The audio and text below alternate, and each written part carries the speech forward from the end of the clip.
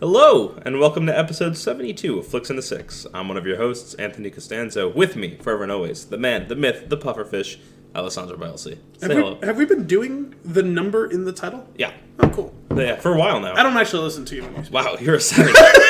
Joining us for the 4th, 5th, 6th, 7th, the Peanut Gallery. Peanut Gallery. The Peanut Gallery has arrived. Dominic Bielsi. Say hello, Dominic. Hello, Dominic. It sounds like he's going to be Peanut Gallery Plus, where he's going to be like a guest co-host until he just decides he's done with us. Because he's not going to make it through the whole episode. Peanut Gallery, yeah. At some point, we're going to exile him. On this week's episode, we got trailers, we got nuggets. I'm not going to bore you with the details just yet. We'll get into that. All before diving into our flick of the week, Mama's Boy 2018, Aquaman. But first, Al, what are we drinking? We're drinking from Ommegang Brewery, Fruittanomyces. Are you trolling your brother with that pour? No, I'm just not done. Because that one, for some reason, foamed up the most. Yeah, It's about an inch of beer and 16 feet of foam. Well, I guess it went as the pouring went, because this one has the least, which I poured first, and this one has slightly more, and then that one has like twice as much as the second one. I'm kind of feeling like Arthur to Orm right now. Like, not feeling a lot of brotherly love right now. Hey, Orm didn't want to kill him. Yeah. I mean, he was going to. He didn't want to. We're drinking Ommegang Fruittanomyces, which is not a real word. No. It is a portmanteau of fruit and Brettanomyces, which is the strain of yeast that is used to brew beer. Helpfully, it had... The strain of yeast is another thing that I'm going to call you at some point. Well, you called me wild yeast. You called me something else involving yeast, I'm pretty sure. Strain of yeast. They gave us a nice pronunciation guide, otherwise we may have butchered that. It's a dry-hopped wheat ale brewed with tropical fruits and finished with Brettanomyces yeast. Ale brewed with mango, passion fruit, and kiwi. Re-fermented with Brettanomyces yeast. And then it gives us some part of the Duvel family of fine ales. Serve at 40 degrees Fahrenheit. Pour slowly so as not to disturb What the temperature yeast. is that beer at? Are we able to drink it? It's probably 40 because it was in the fridge. It's been Alright. outside Alright. out of the fridge for probably 20, 30 minutes. Just checking. Pour slowly so as not to disturb the yeast sediment, but with enough vigor to create a luxurious head. And release the rich bouquet. 5.3% alcohol by volume. And then on the back we get a little story. Where heaven met earth and stayed a while. Embracing our luck. Yeah, it was a little corny. Perfect for this episode. Cheesy, I guess, would be better. This beer is the unpronounceable result of unpredictable events. That was what I was laughing at before when I was looking at the bottle. When a few bottles of a fruited wheat beer were mistakenly dosed with Brett yeast intended for another beer. We were so happy with the ensuing fruity, funky, and complex flavors that we spent a year recreating the beer. Fruittanomyces begins as our renowned Belgian-style wheat ale. Prior to fermentation, a blend of mango, passion fruit, and kiwi is added, after which the beer is generously dry-hopped. After dry hopping, the beer is bottle conditioned with Brett yeast for 6 months before release. So is this going to have that flavor that I love? Which flavor is that? That I don't actually love, but that's just that Belgian beer flavor. It'll have some of it. Yeah, it's okay. You know, Now you're just toying with it. Well, no, but the thing is, he actually had gotten more beer than I had at first, though also much more head. I think my head is double or triple both of yours combined. That's true. Your beer is officially half and half. This conversation has become very odd. Please do not compare the sizes of our heads. See, it's hard to tell because this one is a wider vessel than this one. Yeah. And there's less beer in it. This makes for great radio, Al. The best, actually. Well, the only thing is we're just stalling at this point. Yeah. So we need to take a sip. You're gonna have to do the old head of the beer trick a little bit because you're never gonna get to it. Get that nose grease. Or we can up. get you a spoon. Get that nose grease. Clear it out. Oh. Ready? Cheers. Ooh, aggressive. As we take our swigs. Did you get any beer? It took me like 3 tries. Like, called a Belgian dip. And Got a surprisingly fruity bouquet.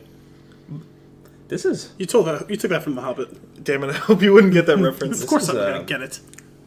good. Anything you can reference, I can reference better. Jesus. Brotherly love. This is good. Game on. I like it.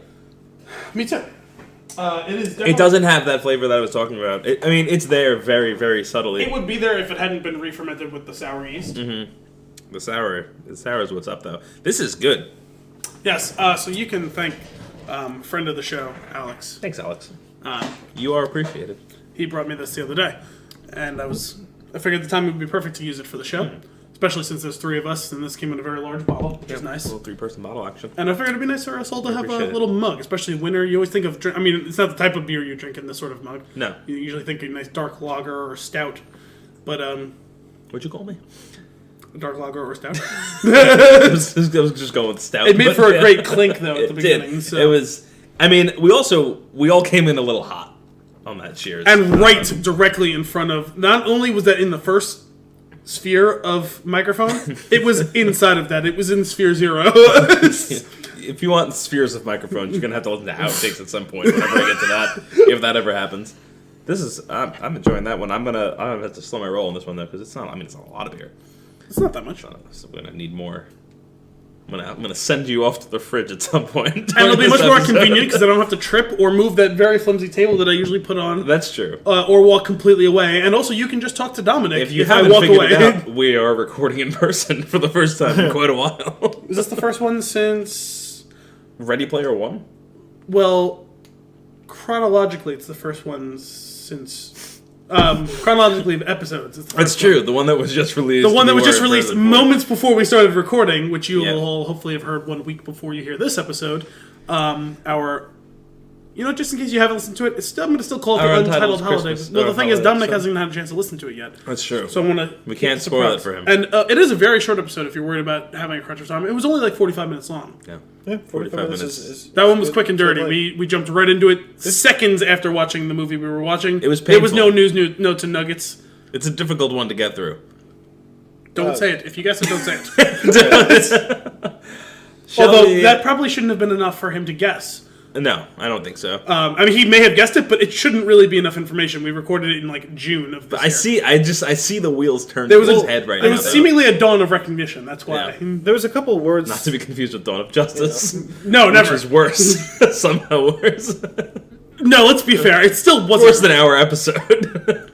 Well, is it worse because it was made with seemingly the best our intentions? episode, Dawn of Justice, then the movie we reviewed. Oh. No, the episode it was gold. Is gold. It's gold, Jerry. we made chicken salad out of chicken shit. That's fair. That's fair. Anything else to say on this? No, except other than deliciousness. I desire more of it. I do want more that of I don't have. Maybe not half the mug of head either. That would be preferable. We each got a bottle, and you just drink it out of the bottle. Yeah. Just look a bunch of savages. All right. This, we're just chock full of trailers, and you said you had some nuggets as well. I have one extended nugget on Adam McKay. So you have a tender. Beloved director, yes. All right, so we got trailers and a tender. Where do you want to start? I've got the list of movies, the list of trailers that we need to go through. So there's 3 of them, right? You want to save the best for last? I've got 7. Don't worry. I didn't put them in the notes. I was like, I saw 3, and those are the 3 that I remembered us talking about. I'm holding on to them. I've got 7, I think. So save the first one I showed you. That'll be the last one. Okay, great. So the first one that's on the list, this is unfortunate that he can't mute when he coughs. I know. I usually do a very excellent job of self-editing myself. You do. Anthony sees me constantly scrambling to grab the mute button while he's talking. Not much we can do about that here. Sorry, folks. The first trailer that I'd like to discuss, which I did not know was a trailer, you guys had already seen it, was Aladdin. Yes. I love Aladdin. It was my favorite Disney movie, like, as a kid. Yes. So good. But it ended up becoming more or less kind of down between, like, that and, like, The Lion King and, maybe 1 or 2 others, like, maybe, like, a Toy Story, but, like, when I was a kid, Aladdin was the one that I most often wanted to watch. Aladdin was definitely my favorite growing up. Also, the Sega game for Aladdin was fantastic. I think I might have played a little bit of that. It's so good. I remember playing. Was it a Sega or was it an a Game Boy game, the Lion King game, which was very difficult. The Lion King game on Sega was tough. That second level, you're jumping on giraffes' heads, you're doing somersaults, you're riding on rhino tails. It's legitimately difficult game. It's difficult. You know what? We should hook that up later, and we'll play some of those games. we'll get that going. Did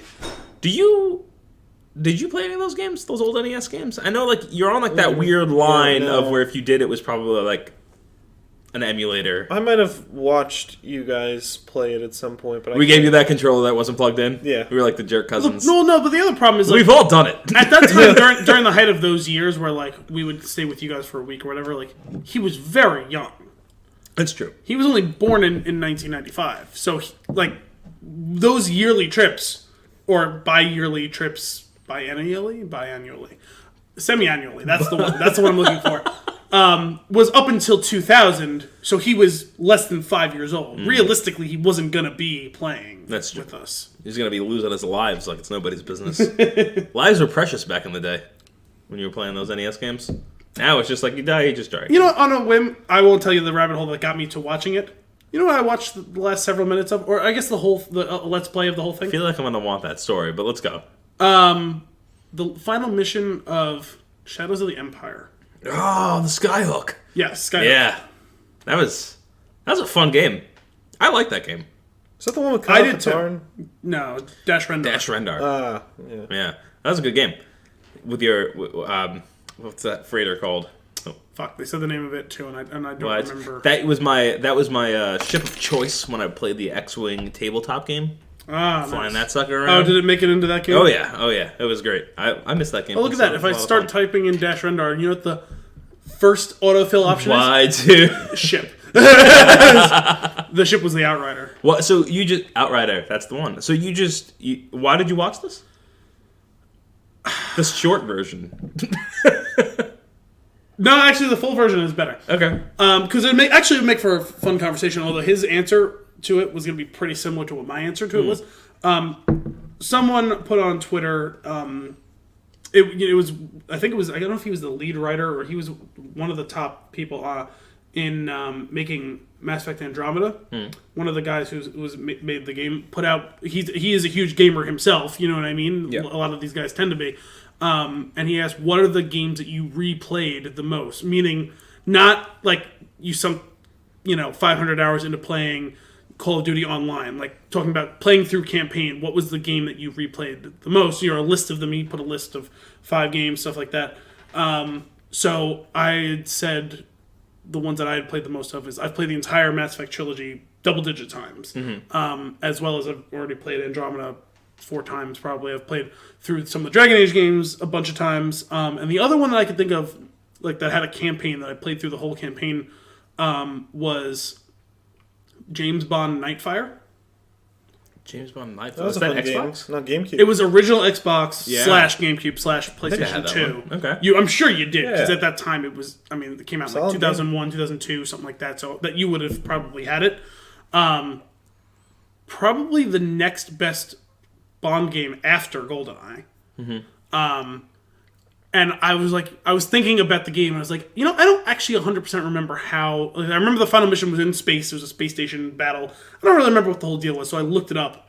And for some reason, it popped in my mind the end of the Star Wars Shadows of the Empire game. It was like, isn't there something weird? I was like, I remember, you maybe die at the end of it, but I don't remember what it was, so I looked up the end. I was going to fast forward to the end, but it was like a let's play of the whole final mission. I was like, let me just watch this video. It was like 8 minutes long or something like that. Watch the whole thing, and then they show the whole end of it, including like the epilogue cutscenes and stuff like that. I was like, okay, that's right. I kind of forgot some of that, the whole thing that he faked his own death and stuff like that. Well, that, you didn't see that unless you played on hard. That was the other part of it, because I was trying to remember. I was like, I feel like there was a thing where it was like, when you finished playing the game, it made you jump up in difficulty because it said check out again to see what would happen if you play on hard. And they gave you, each time you play a harder difficulty, they would give you different cheats and codes, and they would give you a new bit of the cutscene. I loved codes. And the final thing was if you played it on, I think Jedi level was the top level. Okay. They gave you the cutscene showing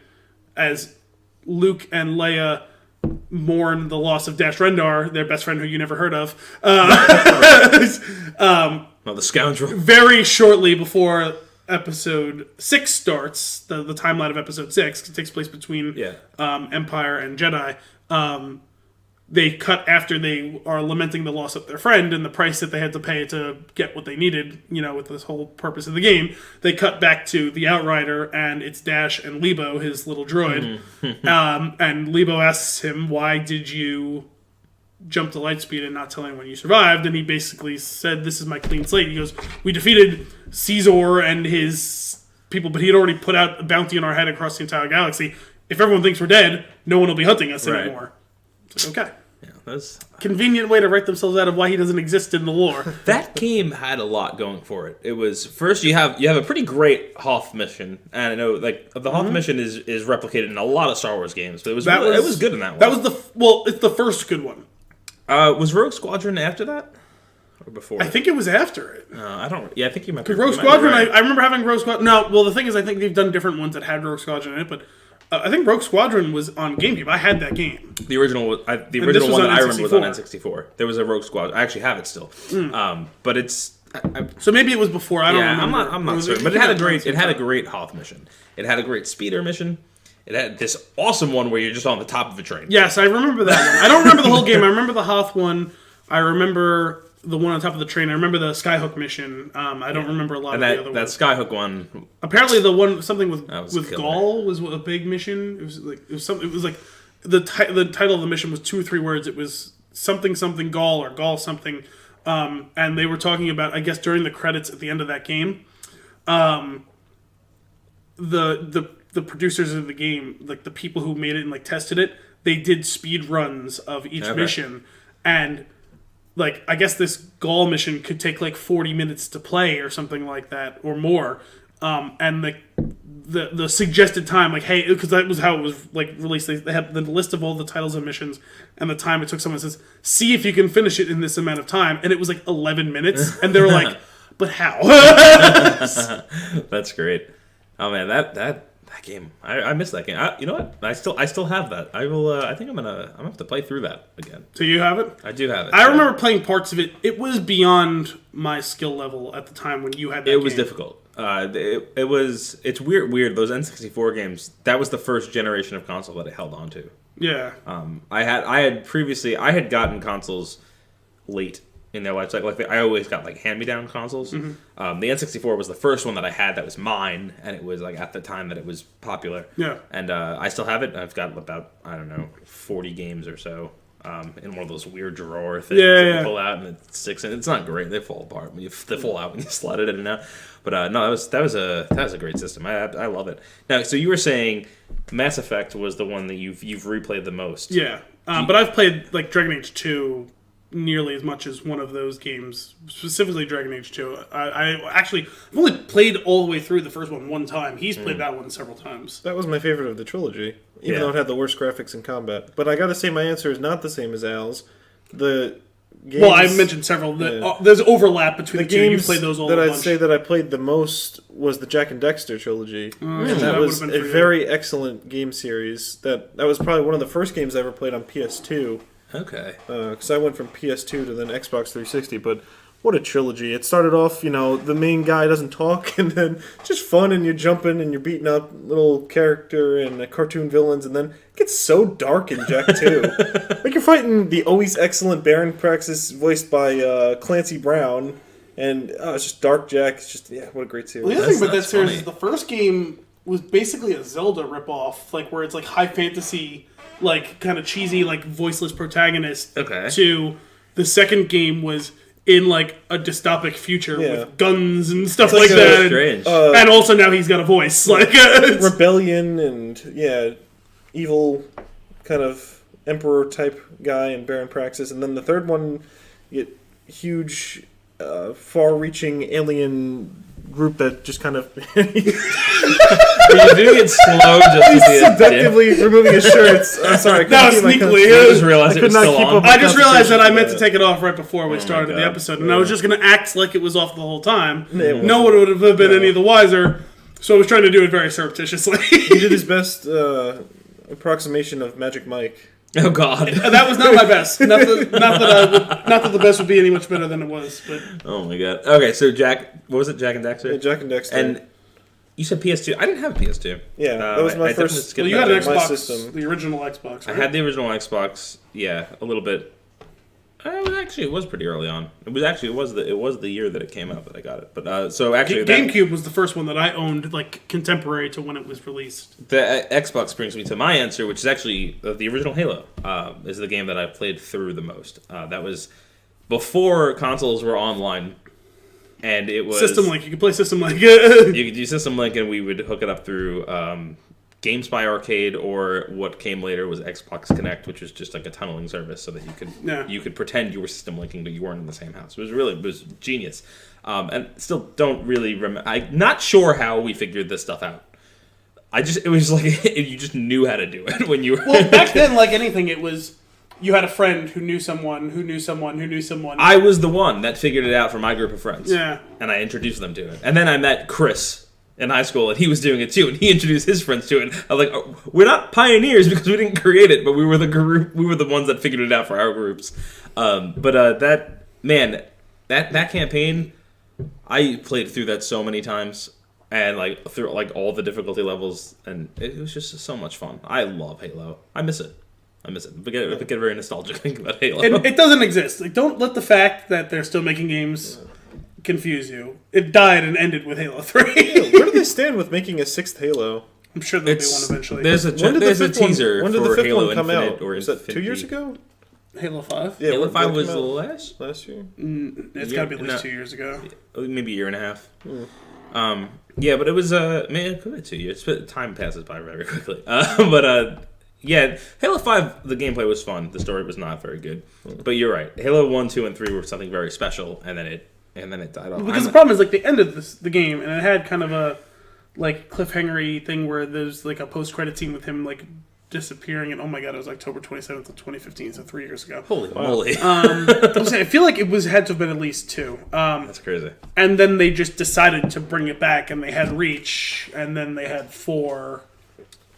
Well, yeah. Or was it... Or it was Reach before 3? No, it came out after 3. Was it after 3? Yeah. But ODST came in between those two. But that was like that was an a good game, expansion, though. though. It was a standalone. It was just cool because you were going through previous places you had been through previously. Mm-hmm. The different set of characters. That was a lot of fun. But man, Halo 1 will always be super special to me. Halo 2 is the most fun that I've had in an online video game. I loved Halo 2. That one I still played more System Link because it was still original Xbox and I didn't have one. I ended up playing it back again some when I got my 360. Mm-hmm. But Halo, I played the campaign for all 3 of them. Yeah. Obviously I spent some time. The one that I played the most of for quite some time was the original, and then 2 we played on System Link.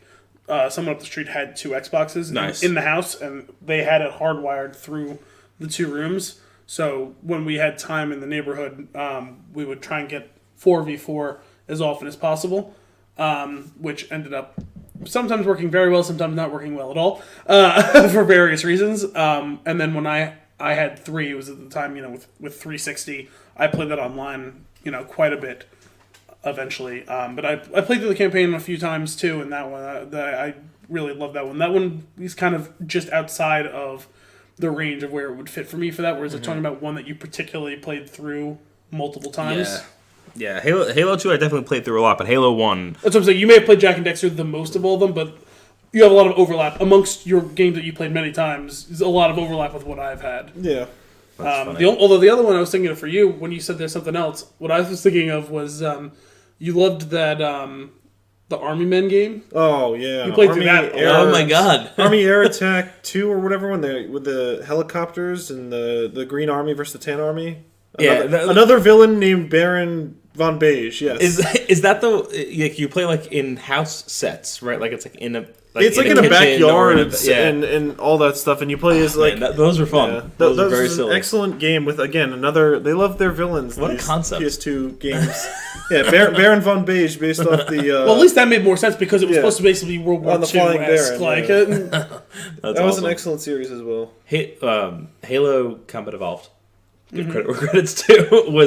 That was probably the first game that really captured my imagination, where all I could think about was that world and the crazy art style and looking up and seeing that ring circle, like, what is this game? Like, it was at the time.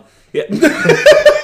At the time, like, that was, it was completely groundbreaking visually, and then it was also one of the most fun games. The loop of playing that game, like, finding the right ammo, killing the right things, and then, like, taking a breather and then going right back into it was just, it was perfect. It was the next evolution of combat. It was. But how about not to spend too much time on this. That wasn't even in the rundown. Too late. Which came from a creepy tangent in my mind. For Halo, though, the most amazing thing about that game is at the midpoint of the game, it completely changes and becomes about the flood. And it was like this horror aspect that gets added in that nobody saw coming. It was quite the pivot. And they kept that story and like the material around that completely under wraps. Yeah, that wasn't part of the trailer or anything when that game came out. Which is incredible. To hold on to it. It's just, man, all I want to do is play that game. We're going to have to figure out how to play that game later. But, oh my goodness. Well, this whole charade started with I'm glad I went down the rabbit hole. Yeah, I appreciate it. But that started with us talking about Aladdin, which I'm very excited about, which there's just a teaser out, and it was, I knew it right away from the music. It was just, no, not that song. It was, but Arabian Nights. But it was just, I'm very excited for that. That was one of 7 trailers. The next trailer on the list is Hellboy. This one will be quick. I'll see if I can get the equally good rabbit hole about Hellboy. So with Hellboy, I let the two of you watch this trailer right before we started. I'm very excited about this. I really like. I still don't like the way that the Del Toro version died. Okay. So I harbor some resentment about how is that a play on words there with David? No, actually, because I always forget that that's his name. The thing is, you're always very impressed when I do those things, and I only mean to do it like 3/4 of the time. I have an innate talent that sometimes I don't know if it's subconsciously, it clicks before I even realize I'm saying it. Your brain is just serving up puns. Like, honestly, the one about it delving into the depths, singing to that depths, I didn't even do it on purpose. Yeah. The one that I followed up with, just as subtle, I did that one on purpose because then I was in that mode. I was upset with the way that the whole Del Toro one died. They were supposed to be making a third one, and it got kind of waitlisted and iced for a while, and this and that, and then it just was like, it's over. I would like to rewatch those movies because I do remember enjoying them. They were probably never as good as they could or should have been, but they were still a lot of fun and ridiculous, and it was a perfect matching in the same way that Ryan Reynolds was the perfect person for Deadpool. Guillermo del Toro was the best person for Hellboy. That's creepy, odd, whimsical mind was the perfect for that story and cast of characters. It's like dark fantasy. It's. I thought it came out before the trailer that this new iteration of Hellboy would be a lot scarier and darker, but it seems from the trailer that it's the more exact lighthearted. Opposite. It seems very... Actually, that's way less dark looking than the Del Toro one. Than the first one, The second one seemed a little bit... The second one, you're right, more, kind of lightened in tone a little bit. The first one is dark. Yeah, I mean, it was of its time, because if you look visually, kind of musically, everything, like the tones, it fits in with those early 2000 years where... Blade. Like that new metal type of like... Just those early 2000 years is what's living. No, when you think about like that new metal like music, where everything was Evanescence and how that reflected itself in movie, whether it was like more realistic or more fantasy like that. I mean, if you look at all the movies from those, I mean, what pops into mind is something like Daredevil, or Hellboy, or SWAT, something like that. All those movies, wildly different movies with wildly different settings, and yet they still all have kind of the same through line that feels of that era of 2000 to 2006-ish. Yeah, well, that's fair. I'm excited for this movie. That's all. Yeah. I will probably see it. Well, you're going to see it because we're going to do that episode on it. But one of the reasons that I'm very... So I had mentioned when I brought up the movie, I love David Harbour. I love him in Stranger Things. And if you... He's just Elliot from the newsroom. I'm having a hard time getting over it. Listen to him on Armchair Expert. I bring the show up every time he was on one of those episodes. It was a while back, but it was... he got to sit in the chair, and he's the only guest that's gotten to sit in the armchair. It's worth a listen to, and it's very entertaining. Okay. I'm looking forward to that. The next, not sure what I did there. Next trailer on our list, Men in Black International. Oh snap! Oh snap! that was an aggressive opening into that trailer. Dominic, I see you shaking your head. I never loved the original Men in Black movies, honestly. Yeah, I never got into it. I like the first one a lot. And then the third one, I completely lost interest. I mean, Tessa Thompson and Chris Hemsworth definitely seem like they have. That's the only thing that's pulling me back. Yeah, good chemistry. Knowing that they already have the chemistry. But from the whole Ragnarok. concept, I think it's overplayed at this point. And I'm not all that excited to see it. Well, it seems like they're doing it the right way, where it's like a tasteful reboot. Return to formula. We're getting back to basics. We're not. This is an Agent K and Agent J. There's a little oil painting of Agent K and Agent J, great. But that's about all that we're going to get to use to refer to them, other than the worm guys. And we're just going to go in with the theme, and we're going to change it to the style of movie is going to be different now. Because it looks like they took the approach of let's do this again and have fun with it, which is seemingly how they did the first one. They had fun with it, and the second one was expectations, and the third one was a cash grab. It was. But that being said, I actually did enjoy the third one. I did like what happened there. I didn't because of how obviously cynical it was, the making of it. There are elements of it I like. Josh Brolin does a great job being young Tommy Lee Jones. Yeah. But when it's very obvious that Tommy Lee Jones doesn't want to be there, and it's obvious not just by his on-screen performance, but by the fact that he's not on screen for the majority of the movie. When Will Smith is left alone to do Will Smith stuff, which isn't funny anymore post-Hitch, I don't care. That actually, let's tie these two together. I am interested to see him play the genie, though. I think it'll be hesitant. It won't be Robin Williams' genie. No, it won't be, but it can't be. Shouldn't be, and also physically probably can't. Right. So I'm excited. I do think that we're talking lighthearted family humor, which I think he could do, and I think that he will. I think he'll pull it off. While he's kind of failed me recently, it's very obvious. Not recently, for a decade now. Oh, you didn't like Bright? I didn't see Bright actually. Refused to see Bright. Refused to on principle. Truly terrible movie. You are truly the worst. No, the thing is, and you'll remember this better. I don't know about I may have mentioned it while you were around, and some of the audience may remember or whatever. When Sony was hacked, they released a ton of internal documents, and one of them was on at the time. They were proposing a crossover between this and 21 Jump Street, and I almost put my foot through the nearest delicate object. And I was like, fuck this. This is the stupidest thing ever. What could that be? I don't know. There's no way that wouldn't be one of the worst things ever. And the thing is, when you know, the second you hear it, that's one of the worst things ever, it has zero chance of succeeding. You know what I'm saying? Not where, that probably doesn't make much sense. Immediately, the second I heard it, I viscerally reacted and said, this is going to be awful. Icky. I don't care who you put, I don't care how much money you put, which people you have working on it. There is no way that works. Right.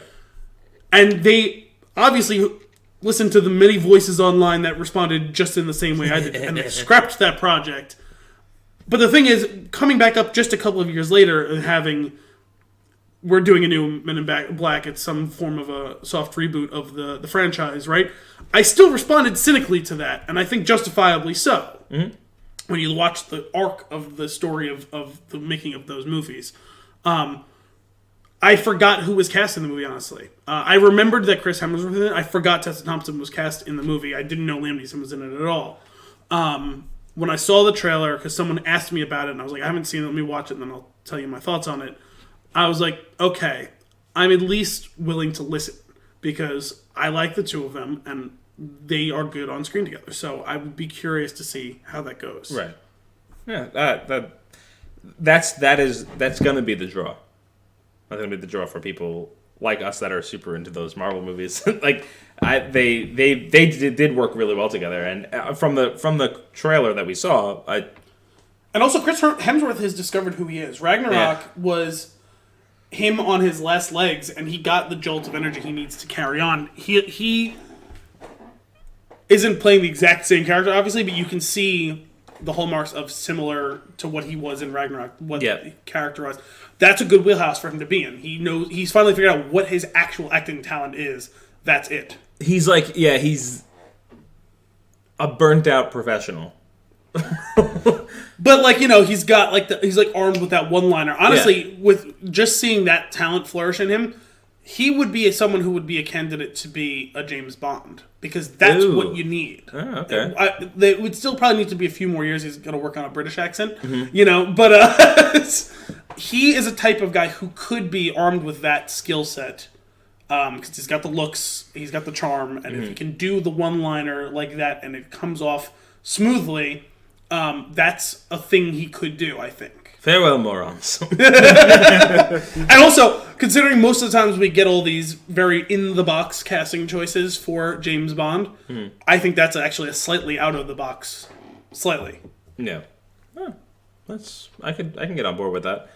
The next one might actually be one of your nuggets, so I'm going to skip over that. Unless you want to... You know what? Why don't you throw a nugget our way? You want to break up the trailers in the nugget?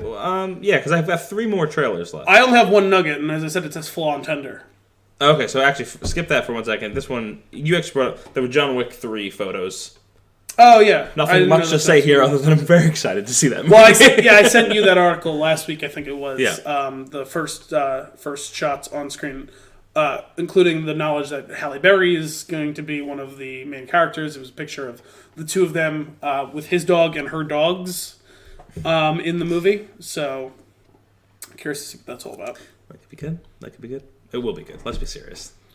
Yeah, I mean the first 2 were, so why wouldn't the third? Yeah, right. Against all odds. Just keep doing that thing. When the first one was coming out, I was like, that's probably not going to be good. That was a movie that had me and a lot of people, from what I understand, just being like, maybe when it's on TV, I'll watch it, and which is exactly what happened. And then when I watched it, I was like, oh my. Can I just throw this out there? I mean, we all know that Keanu Reeves isn't the best, most talented actor. He's very iconic for his role as Neo, and he genuinely sounds like a very nice person in real life.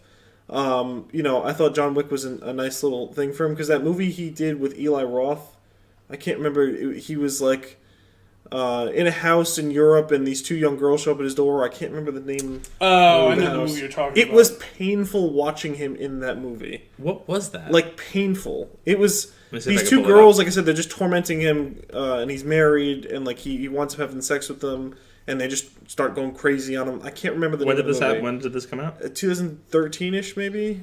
But honestly, it was painful watching Speed? him in that. No. Cans! Yeah. It's cans. Let's see if I can pull something out here. 2013, you think? I think it was around that time frame. Henry's Crime? Help you look it up. Men of Tai Chi? No. 47 Ronin? No. Extreme Pursuit? Nope. John Wick? No. Knock Knock? Knock Knock. That's it. Who's there? I've never heard of this movie. Says, you know what it says on IMDb? What? 2015/I. I don't know what that means. It means I think that there's more than one movie titled Knock Knock officially in IMDb. But wouldn't you do Knock Knock / Yes. Not 2015 / Could you read the description for this movie for the audience? A devoted father helps 2 stranded young women who knock on his door. But it just says knock once. That was me, sorry. But his kind gesture turns into a dangerous seduction and a deadly game of cat and mouse. Yeah. It's starring Keanu Reeves' concerned face. Yes. All right. Anyway, John Wick 3. Yeah, a good series for Keanu. Yes, Reeves. agreed. Plus, he looks awesome in real life training for the role of John Wick. Yeah. Yeah. Okay, I'm gonna do 2 more trailers. We're gonna do your tender, and then we'll do the final trailer that you want. How's that sound? Sound good? Okay, cool. They Shall Not Grow Old. Have you seen this trailer? I have not seen this. This is the Peter Jackson remastering of World War I footage in color, and it looks it's visually stunning. You should go check it out right now. I imagine there'll be no audio. I don't know what they're actually going to do with this. I have no idea how the movie is going to play out, or if it's just going to be like a walk-through museum type thing. But it looks beautiful. and it's completely heartbreaking, the whole thing. Yeah, it's worth it is definitely, you should definitely go check out that trailer. The music swelling as they're playing through it is it's really well done. And he sounds like he might need that right now. So that's They Shall Not Grow Old. So you should check that out. And the final trailer that I'll talk about before we hand it off to Al for his tenders is Brightburn. Not familiar. Have you heard of this? So I'm watching this trailer, and the reason this came up we were scrolling through trailers before we started recording this episode. And this one showed up on the bottom, but I specifically did not have you play it because I wanted to take you on a journey through me watching this trailer. Oh, so this trailer kicks off, and husband and wife, seems like they might be having some struggles having a kid. Seems like maybe it's not in the cards for them, but they really want a kid. And this spaceship comes and crash lands on Earth. Superman? And they... Okay, so you got there. You're laughing. You got there. They go. They find the ship. There's a kid in it. They take the kid. They hide the ship. They treat the kid as their own. So far, we've heard this story before, right? And I am actively furious watching this, right? I was like, is this actually another Superman movie? Is this maybe a movie about the parents? And like, or are we just going to do it from their perspective? Which I could get behind for a second, and then I would be annoyed again anyway. But I was like, okay, if maybe you want to take a different perspective, go through it as like a family drama and what it was like for what it could have been like for these parents that like really wanted to have a kid and are parents at heart, but they just weren't able to do that.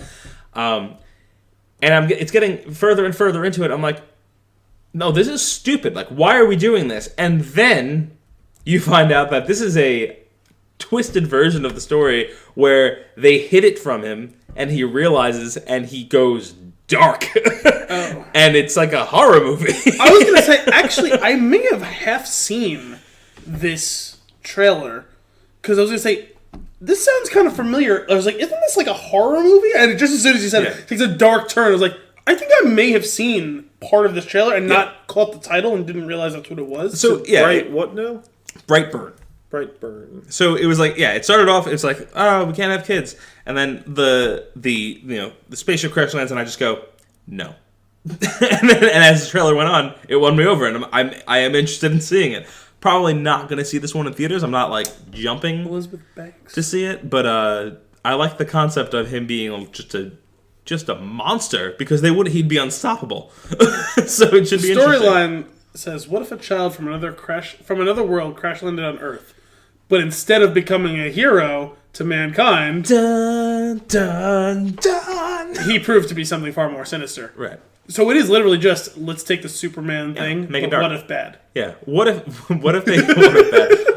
they just named it Bizarro? That would have been fun. But I don't know. I'm kind of curious. I'll watch that at some point. I don't think I'm going to be going to see it, but I will see it. You feel me? Okay. That is, I'll hold off the last one for after the tender. Okay. So, I guess the best way to deliver this is through one of our favorite... Sing-song? Through one of our favorite segments, reading. I'm going to read you something. Oh, boy. From an article. So, the backstory to this is Adam McKay. We all enjoy Adam McKay, and Vice just came out, his new movie.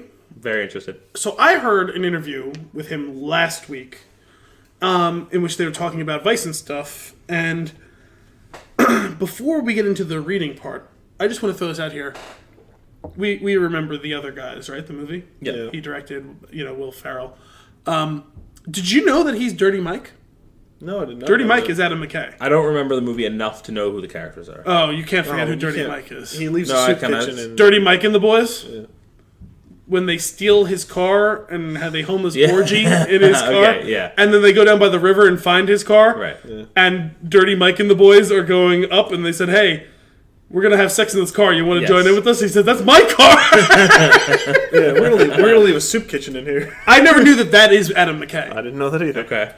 So I leave you with that charming anecdote to then read you this headline. How Adam McKay literally put his heart into his Dick Cheney film Vice. This was on Deadline, and I will scroll down slightly. I heard them talking about this in an interview, and then I looked up the article in which I was trying to find the full official story. So I will start reading from this article. McKay believes he may well owe his life to Cheney, or at least to Bale's extensive version of the former Veep's numerous heart attacks. Because when McKay had a mild one right after principal photography finished due to the stress of making the film, he knew just what to do because of what Christian Bale told him. While I was making the movie, I was fairly conscious of the fact I put on some weight and I was smoking a lot. My doctor had told me, "You gotta stop doing this," and I kept saying, "Please don't let me have a heart attack while I'm doing a movie about Dick Cheney." The moment happened in January, and McKay believes he owes a debt to Bale that he didn't risk death by irony. Sure enough, we finish the movie, and I call my trainer. I say, "We gotta get on it, man. I'm too heavy. Our third workout, I get tingly hands, and my stomach starts going queasy. I always thought when you get a heart attack, it's just pain in the chest or the arm. But then I remembered. When we shot one of the heart attack scenes, Christian Bale asked me, 'How do you want me to do it?' And I say, 'What do you mean? It's a heart attack. Your arm hurts, right?' He says, 'No. One of the more common ways is that you get really queasy and your stomach hurts.' I said, 'Really? I'd never heard that before.' And right in that moment, when McKay doubled over, I went, 'Oh shit,' and I ran upstairs and I downed a bunch of baby aspirin and I called my wife, who immediately called 911. I feel like he should have just called 911. Got to the hospital really fast, and the doctor said, 'Because you did that, no damage was done. Your heart's still really strong.'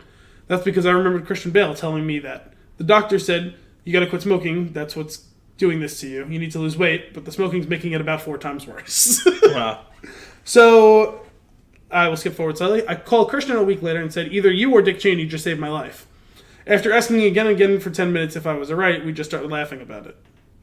So after that, McKay got the idea to create something of an inside joke in the film by putting the image of his blocked heart into a metaphorical sequence when the pressures of manipulating President George W. Bush and Congress to approve of the post-9/11 invasion of Iraq spiked the level of stress and paranoia in the steely Veep. My doctor sat me down and said, "Do you want to see your heart attack?" He puts up this black and white picture that shows the blocked artery. You've probably seen the film before on movies and TV, and you see the blockage, and you see the wire that cleans it out. You see the blood flow. While we were talking about it, I said, "Can I have a copy of that?" So then I put it in a movie. So my cameo in the movie is my actual heart attack. Oh my god, that's really funny. Wow, that's intense. Yeah. I really want to see that movie. I'm interested too. I've heard kind of mixed things about the movie itself. That there's some good and bad, and that it just... I think there's kind of too much, and it doesn't ever click. Okay.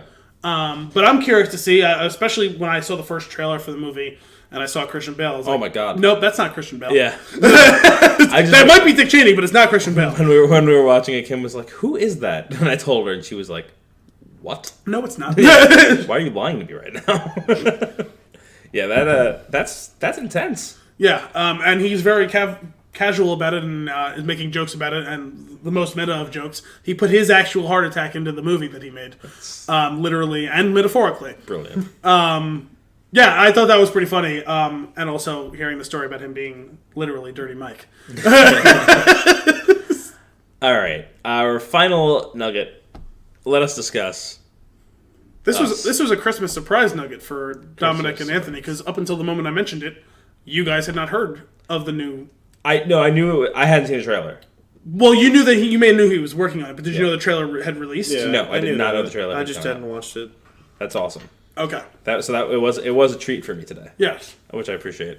Why don't you take this one away? Okay, so for those of you who knew that Jordan Peele was working on a movie but don't know what the movie is, it's called Us. U.S. And in case you were wondering whether he was going to get back into comedy or if he was going to not get back into comedy, as the trailer's starting, they flash a title card across that says, "From the mind that brought you Get Out, a new nightmare from Jordan Peele." So right. yes, it is another horror movie. And it does sound like, from the little bit I've read about it since the trailer released, while it will not be another case study, I mean, I'm sure aspects of it will be tinged with it, but it is not directly another case study of race relations in America. It's something more deep and more personal. If you can get just based on watching the trailer and what little bit you can guess of it, it's about I think the quote I saw him was, "Well, we all know that we're our own worst enemies." And that seems very literally to be the case behind what it is. And what he's been touting, and we'll see if that's true, is that this is a monster you've never seen before. Not exactly that on screen. There's doppelganger movies, obviously, but we did one on the show a couple months ago. But it's about a family that goes through a home invasion by another family that looks suspiciously like them. Right. And acts and reacts suspiciously like them. Now, this trailer's terrifying. Yes. You know what? They've mastered in horror movies the many different usages of violins. Yeah. Or I'll say strings. Maybe some of them are cellos and violas. But it's amazing how viscerally terrifying the sound of just violins can be. Where if you took those images off screen and just started playing that, you're like, oh, something scary is going on. Well, for anybody that's into movies, you do know that when it comes to a horror movie, and a good horror movie or a good suspense, the music is 90% of that. Yes, at least cultivating that aura, right? It's unreal. Yes. It's what makes a movie that was not built in any way, shape, or form a horror movie as an outright horror movie. But like there's I don't know, horror movies are a dime a dozen. And then there's something like this, where, and I haven't seen the movie yet. I can't actually judge the movie itself and say that it's going to be great. No, but he's a smart dude who knows how to write, so I'm curious. Right, exactly. So here's the thing that really got me while I was watching it, which I never noticed before. You know, I hate jump scares because jump scares are cheap. They're a tactic. But he has a particular style of jump scare. He does. And when you watch the trailer, I think there's a total of 3 jump scares in the trailer itself. Maybe. And they're all tightly packed within like 10 seconds of the trailer. But they're not... There's no... You know what? I don't know. I was trying to pinpoint while I was watching it. What is it about this that's not bothering me? I'm not annoyed by them in this movie. And I don't think there's... You know what it is? It's something that you almost haven't seen before. And it can all be distilled down to from the very first jump scare and the very first time you saw the trailer for Get Out. It's the unnatural movement of the guy running towards him in the middle of the night. True. That's the type of movement and jump scare type thing. Everything is that exaggerated, technically proficient style of movement that doesn't look fake because it's not. Because it's not CGI. It's a real human movement, and your body can identify that. But it's not normal. Right. And that's what's disturbing to you. So there is that.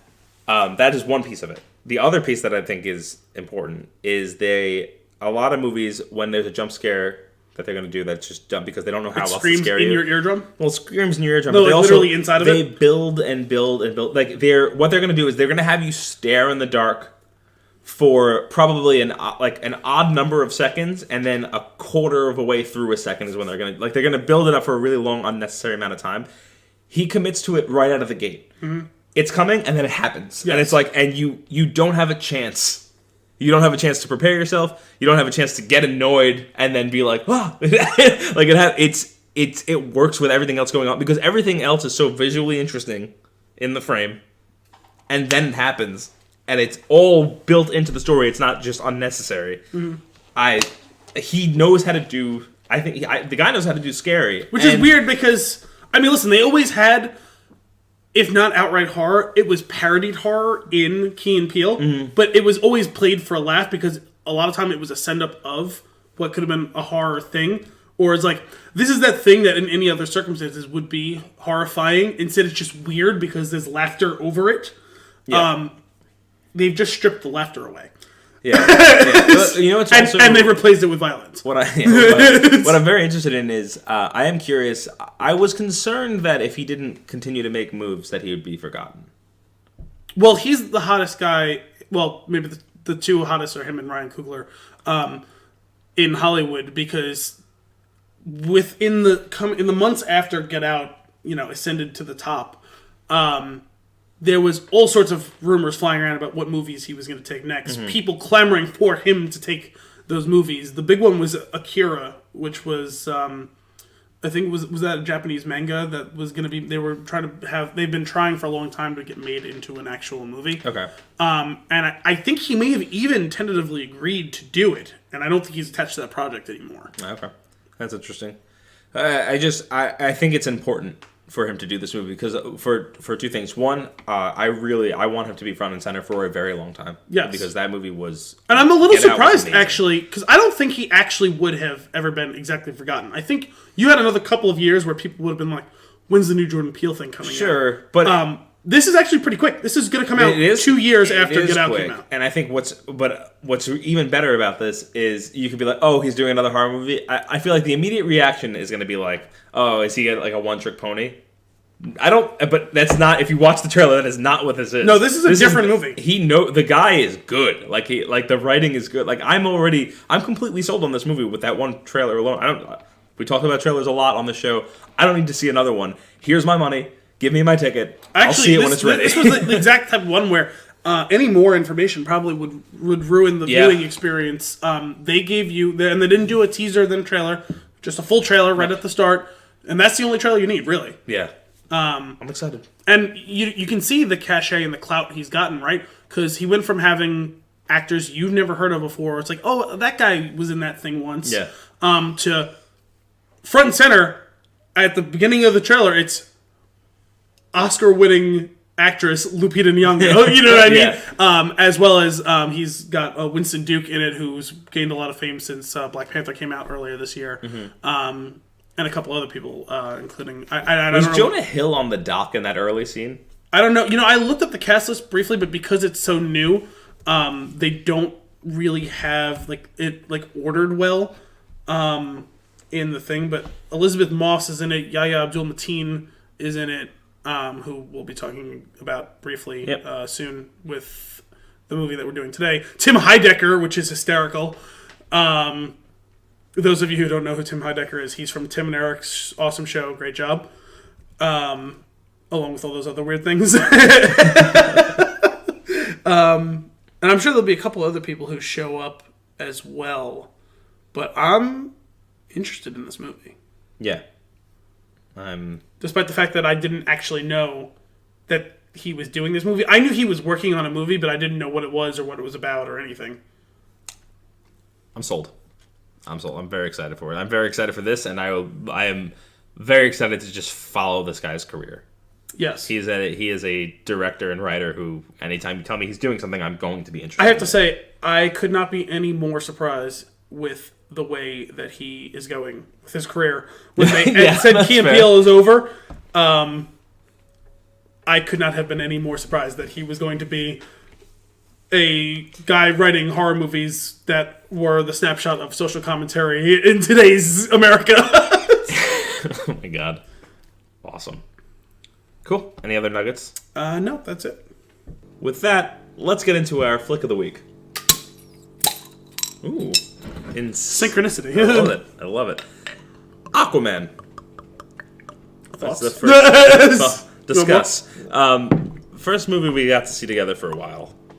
I'm glad we went. I went begrudgingly. I went to see this movie. I refused to call the movie by its name when I got my ticket. I said I'll have what he's having. And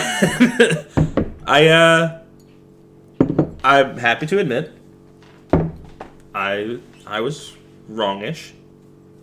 The movie was entertaining. Yes. I will own this movie. I'll pick it up. Okay. I'll pick it up. That's something. I had fun. Fun is probably the best word. Fun or entertaining, interchangeably kind of used. This is a fun or entertaining movie. To my surprise, the visuals were solid.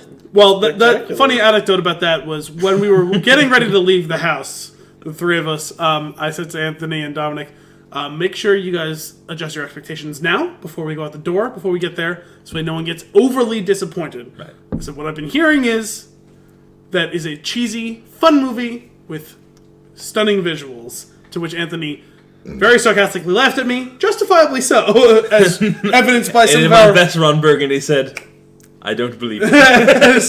as evidenced by our episodes on Wonder Woman and Justice League, these DC movies have an accurate, I think, reputation of not looking very good most of the time. Wonder Woman had its moments until they set everything on fire. Mm-hmm, mm-hmm. Spoiler alert, guys. They still find a way in a movie that predominantly is under the sea to set things on fire. There's a lot of fire. The fire still is the worst looking of all the stuff, but the underwater stuff... Ooh, that's debatable. Yeah.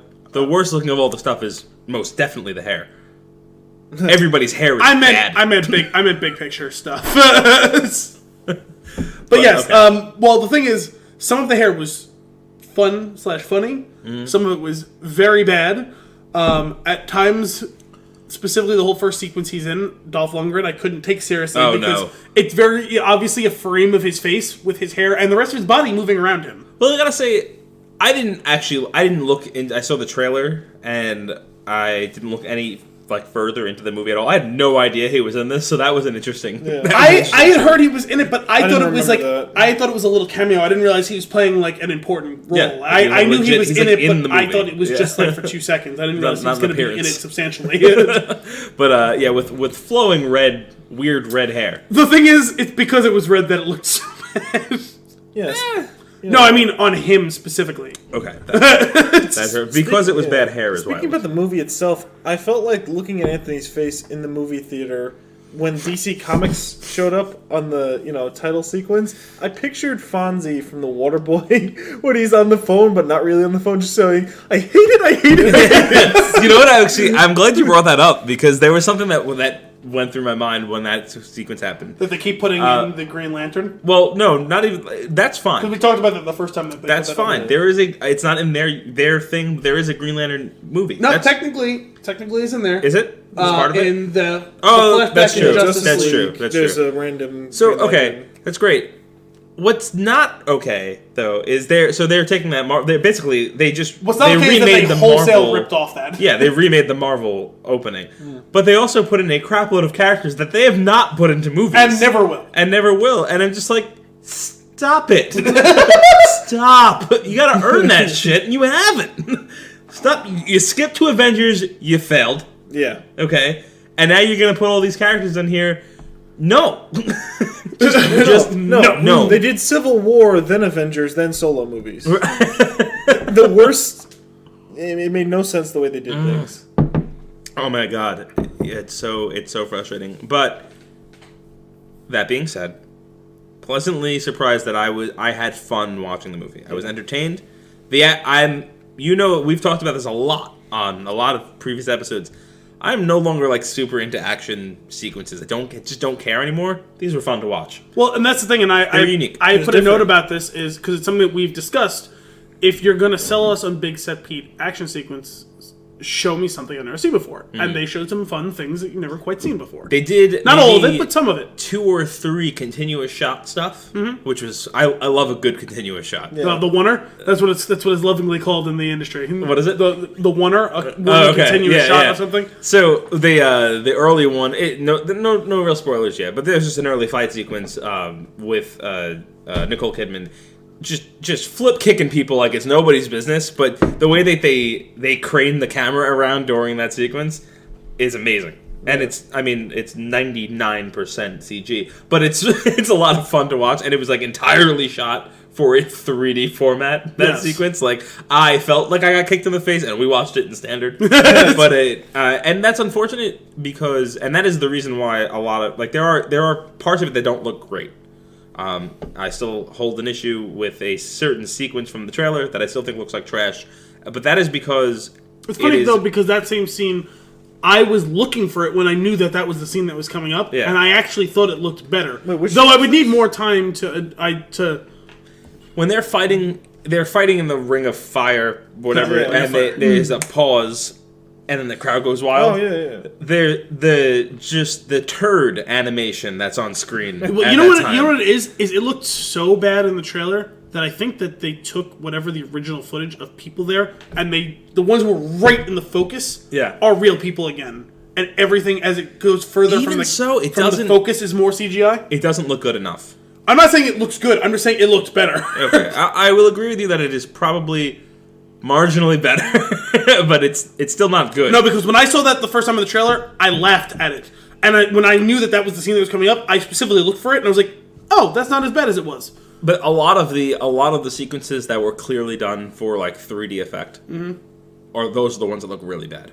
Yeah, well, because it can be tough, and there's still too much CGI. Oh yeah. In these, you know what the funny thing is? I was watching a little bit of The Phantom Menace the other day. I haven't seen much of that movie in actually a long time.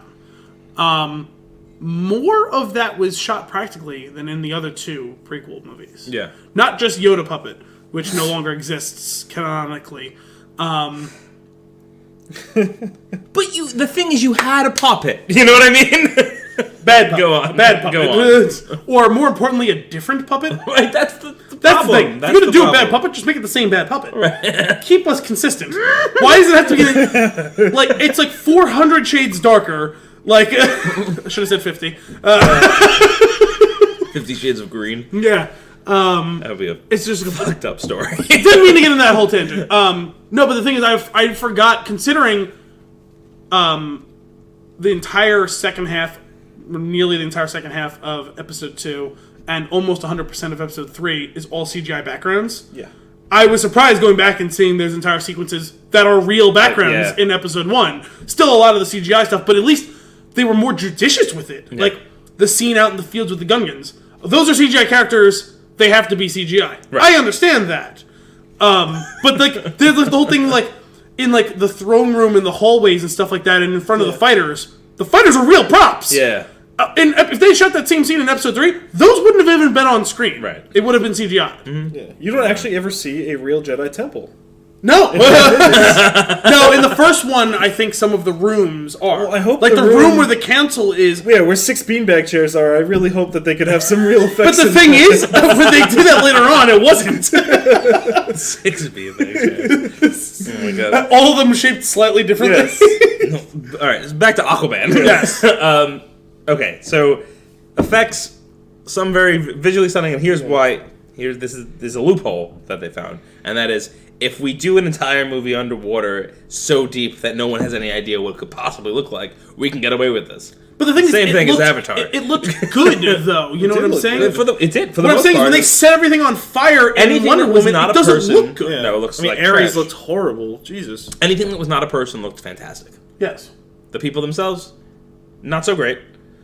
Hit or miss depending on the person. The hair. Yeah. Okay, let's talk about hair. So you realize that there's a very obvious reason why they're all have their hair up in buns and stuff like that, like because let's they're like, talk about this that. hair is not great. Exactly. So we have Willem Dafoe, who just makes everything better. Yes. But Willem Dafoe's I want to talk hair, about that. his hair's in a bun. Yes. Solved it. We're gonna tie it back. It's not gonna move.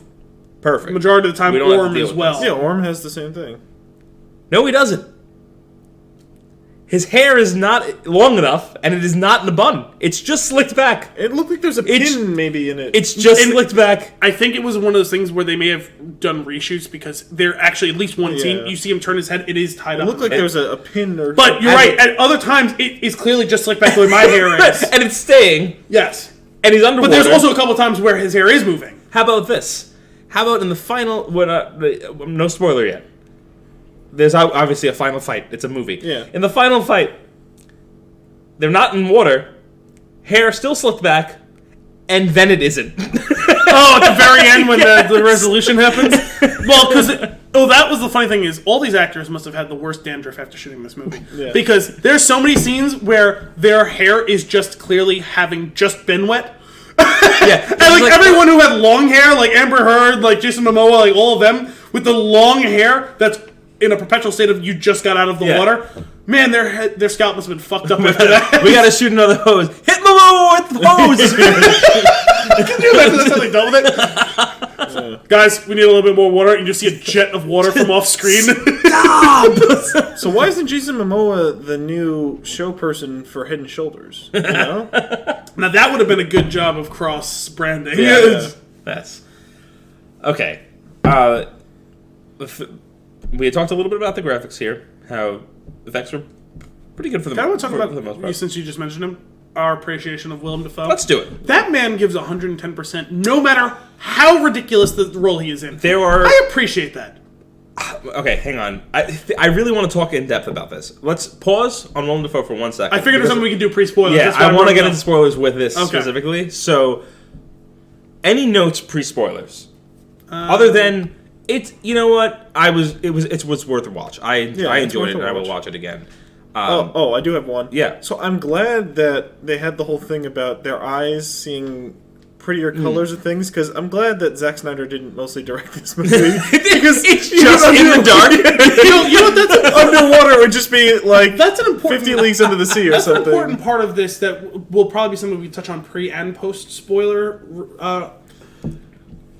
It's so obvious that Zack Snyder was holding all this back, and who would have thought that the guy who made Watchmen and the guy who made 300, who like should be like ready and able to live in this medium, he's the one who's been holding it back. He's the one who's become a dinosaur. Yeah. He has not evolved and adapted with the times. Yeah, his color schemes are all monochromatic. It's not just the color schemes, though. That aspect of it would be fine. It's something that, because Superman and the other movies are objectively bad, that the color scheme is just the next thing that grates on you. Yeah. If the color scheme was what it was and they were good movies, it wouldn't matter. I suppose. It would be the type of thing that where maybe you left, oh, it's another gray palette thing, and then that's the end of it. You know what I'm saying? Well, the Nolan trilogy is Nolan gray, and it's fine. At times, but he still gives you more. Because it's not gray, it's that very, like, it's just blue. like that dark. Yeah. I mean, dark, ominous. But colors. 300, I'm bringing up as an example. Every single scene that's not at night, it's all that same orangey dark color the entire time. Burnt sienna. Yeah, that's like the single, like the 3-color palette. That they use but it wasn't that way. There was a little bit more heightened to the color in Watchmen because blues come through big time. But in Superman, in Man of Steel, it was like that. But that's not even what I'm talking about is visually. I mean from the aspect of this was able to strike a dark tone at times, but it didn't just beat you over the head with a hammer. They mixed it up. And it leaned into giving you just enough of a safety valve to release the pressure that you needed. Because this is undoubtedly a cheesy-ass movie. You need some wine. You need some wine with the cheese. Yeah. But it's cheesy and it owns it. Instead of... Because the thing is, some of the other movies in the DC, they're cheesy. Despite, like, you know what I mean? Like, and it's like, oh, well, we just can't help it. Like, we're cheesy. We're just bad writers. This leaned into it and like winked at the camera, not so overtly as Deadpool. But if you're gonna do that, own it. Make the crappy joke on purpose. Laugh with us rather than having everyone laugh at you. Yes, something like that. You know, some of the things where it's where you've reached that level where you're threatened to be overwhelmed by how ridiculous the movie is, because it is a ridiculous movie, and you'll have Arthur Curry be us in the moment, right, where he cracks a joke about it, like the whole fish out of water thing. Like, just own it. Like, if you're gonna be ridiculous, you can take yourself too seriously. If you then follow it up with, guys, listen, we know we're being a little bit more serious than we need to, because they're at 100% all the time taking yourself too seriously with all the Snyder directed movies, with no outlet to relieve the stress, so to the point where it becomes a chore to watch the movies. Yeah, no, I agree with that. There's a and it was the same thing with the Patty Jenkins directed Wonder Woman, not in the cheesy aspect of it, but they gave you a little bit of humor and they mixed it up. Like the emotion and the tension felt real, and that was your outlet. It's not put on. Let's talk about that for a second. With it's not put on. Yes, but okay. Because it's becoming wooden in all of the Snyder ones. There's something going on here, though, which the movie is not without its issues. No, but there is enough good here that it merits discussion. Yeah, absolutely. So, but here's one thing that I feel was interesting, is that the Aquaman suffers from pilot syndrome. Like, a pilot episode of a series is never good. At times. Wait, no. Aquaman? Aquaman. Okay. Suffers from it. Okay. Wonder Woman didn't really. Maybe a little bit here and there.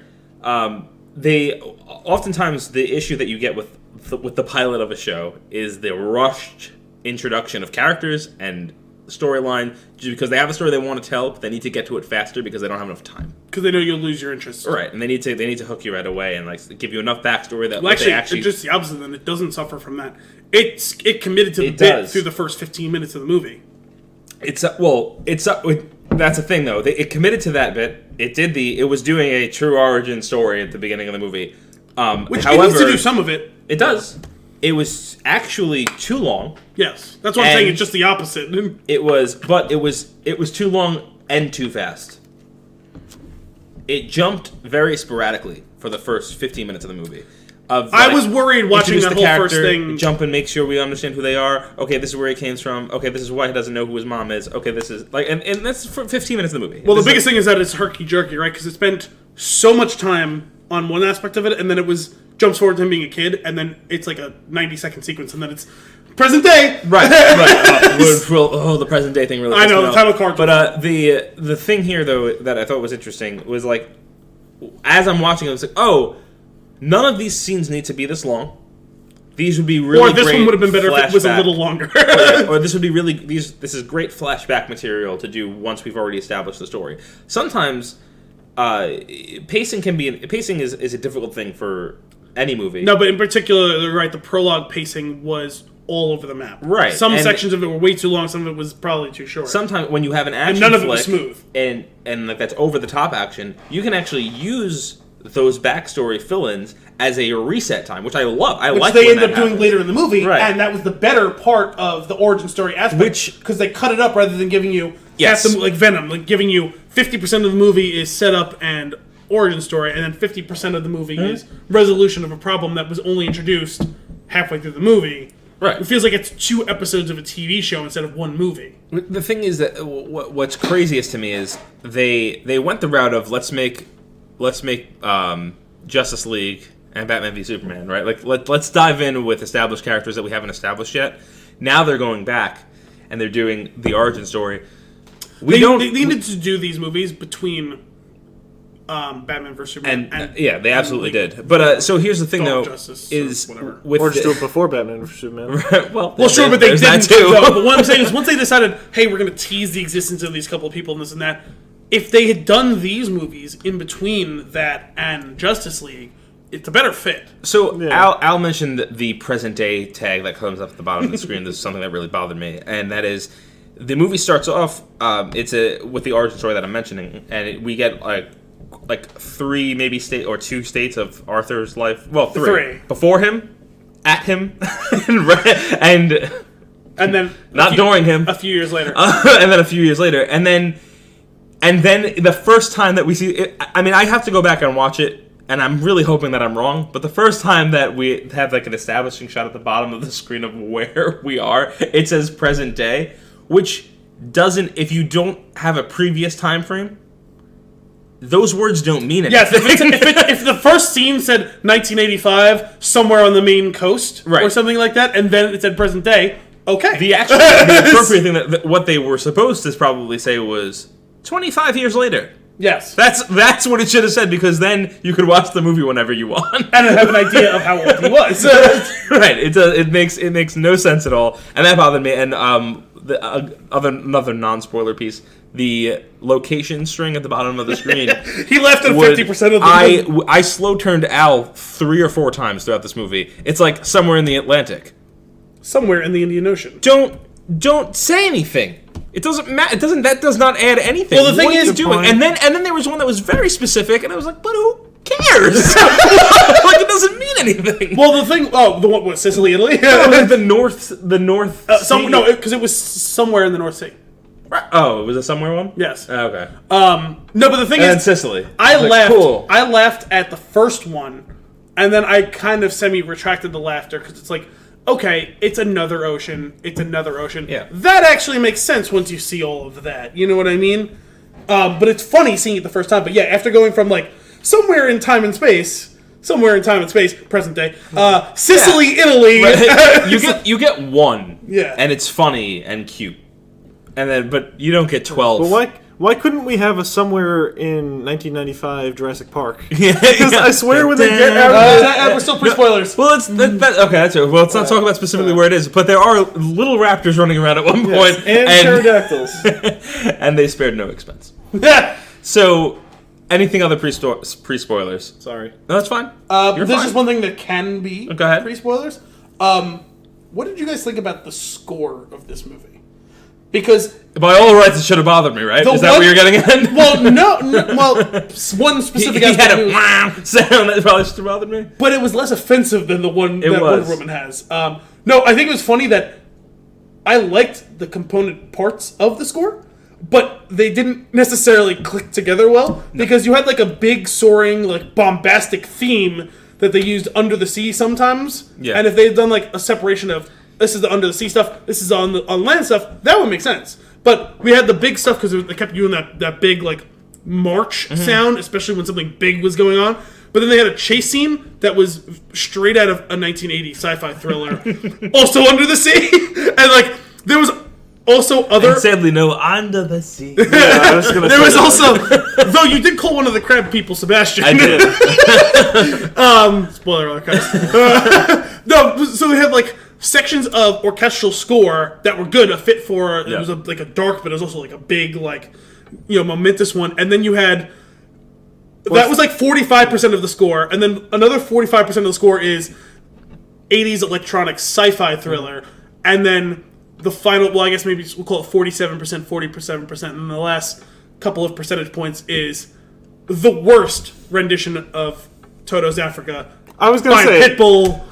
You left out the Bless the Rains Down in Africa. When I bad. still turned you on that The one. thing is, it took you a minute to figure out what it was. No. terrible. I actually figured out right away, and I was like, "Is this happening? Yeah, Is this happening?" And then it happened, and I just went, Yep. Because it wasn't like at first because I heard something about Pitbull Africa before we saw it. Like I saw it last night, and I was like, God damn it. good. And then a song starts playing, and I was like, this sounds like Africa. I was like, oh no, Why you do Pitbull's going to this? ruin Africa. Don't do this. And not only did Pitbull ruin Africa, but he didn't even do a cover of Africa. He just sampled it and then had some girl singing the chorus in the midst of his bad song.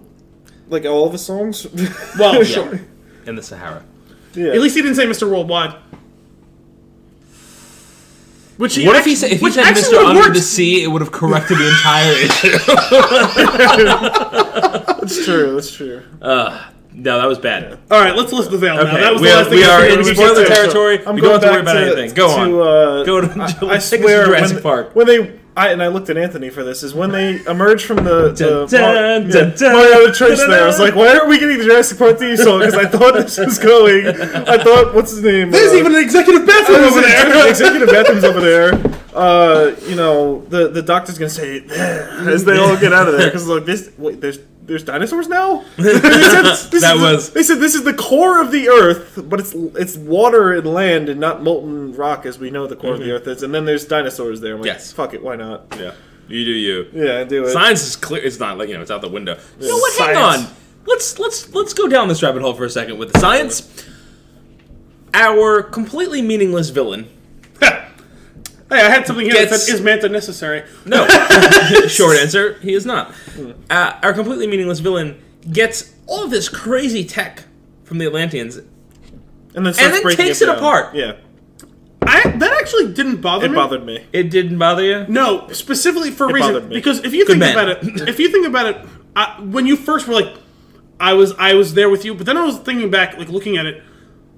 This is a guy, that type of guy, someone who has like training of like being like in that sort of quick reaction like type of military training, but is a guy who isn't under a military banner, who is a pirate, who they have their own ship that they've stolen and they have all this stuff. Those types of guys tend to adapt whatever stuff they find in the But how could he possibly know how to change the technology it? It's alien is centuries technology. ahead. Yeah. And he hooks up to his MacBook. Yeah. I've got issues. I imagine there was, well, sure, but you have to suspend. He also opened it and the plasma poured out. Yes. It's broken now. That was the whole thing. Also, the only explanation... Operate under the fact that even though he doesn't have a PhD from MIT, he is a smart dude in his realm of, and he's technically adept, obviously, with the stuff that they've been working with. You saw the stuff that they were using was pretty advanced at the very beginning of the movie, despite not being Atlantean.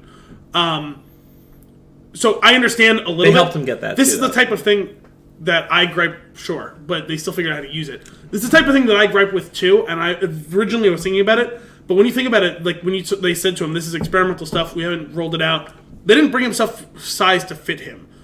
So he has to figure out how to adapt it to work with him because it's made for Atlantean physiology. Understand? It's not one size. One hell of a rivet gun too. Did you see that thing? The only teaching they give him though is pour seafoam water on this, create giant plasma explosion. Well, considering that strike, but the thing is, considering it actually is consistent because despite the fact that they didn't show it on screen, he probably is being coached by that because that strike force was given to him to use at his discretion. Mm-hmm. Those guys must be with him off screen. No, that's true. That's fair. And I thought about that while we were watching it. They could have. I think it was more about they want to show you him doing the stuff, and also it's a tight, compact room. It is. It has. It's they also couldn't have shown us. This was like Balon Greyjoy from Game of Thrones, or excuse me, Euron Greyjoy creating 1,000 ships in a month because this guy had a few hours to that part of it actually his entire suit together. That was actually the thing that bothered me the most. On. Was I was thinking that same thing. I was like, wait, he's been working on this for like 4 hours. Yes. That's a little short. If they give him like a week-long montage working on it, okay. For every line of cheese in the movie, you laugh it off, right? But for whatever reason, are we snorting the cheese now? Like, for whatever reason, though, when he said, "I'm gonna need a bigger helmet," I was just like, "Fuck you!" So stupid. Yeah. Let's talk about one of the. That was the opportunity. Another issue with this man. This is one of our favorite things to talk about. What? The Manta sequences. Despite the fact that I thought he specifically did a pretty good job in the role when he's outside the suit, because they modulated his voice so much that it could have been anyone. Yeah. Bane. It was definitely. Sorry, not to segue for a quick second. The final sequence of him meeting his demise is clearly a prop that they strapped a GoPro to and threw off a cliff, which was great. Which also made me a little upset that he survived after all that, because there's no way anyone survives that. Yeah, go on. But what were you gonna say? Yeah. The thing that we like to talk about, this is a long-ish movie, which is fine. Mm-hmm. That's the stuff that you can tighten. Tighten up. That was the thing that I mentioned. It's unfortunate because he was good. His character and he was interesting. Good. He had a decent backstory. That would have been a great front and center character. They actually, you know what they could have done? If they wanted to skip an origin story and just let you believe Aquaman is an established character, they could have made him the villain and gone with that. Mm-hmm. And just used that. Well, it's a clear setup for a potential sequel if it is to exist. It is, but it didn't need to be. There was no reason. There was really no reason for it. Well, the other thing is, this one has an issue, and to a certain extent, I guess Wonder Woman has it as well, and I don't think it's something we discussed at the time, because I'm just thinking about it now because I have this point of comparison. Black Manta would be a better origin story villain, because the stakes are lower. He's now the Ocean Master. Yeah. Mere mortals should not be able to touch him. Let's talk about that for a second. He's already... well, no, that stuff is funny. But he's already reached the highest level. The only thing that could affect him now is something more on the cosmic scale, like a Steppenwolf type of character, or a Darkseid, or whoever, you know what I mean? Like, going back to something so small, he's peaked too early. Bless you. It was a sneeze, yeah. Bless you. I also wasn't sure. Imagine my confusion. It was a sneeze. I thought you were just doing karate. No. He peaked too early. Yeah. Yeah. Let's talk about him. A little more. Okay, actually, you know what? I'm going to dive right into one other thing that really pissed me off about Manta. What really grinds your gears? What really grinds my gears? Something really badass is when those blades came out. Yes. Boing, right? Until the blades went back in, and he's just freely bending his arms. Those blades were each... way too long. 2 to 3 feet long. and where did they go? They weren't retractable blades. You know what? It was probably only slightly too long. So I'm like looking at my arm. Like, the blade was probably like... It was too long. That much. Regardless, but it was close enough, you know what I mean? Like it was not close enough. Yeah. No, because it was like this long when he cut it in half. It was as long as it needed to be in the scene. No, the one that he snapped in half was the other one that he had in his hand.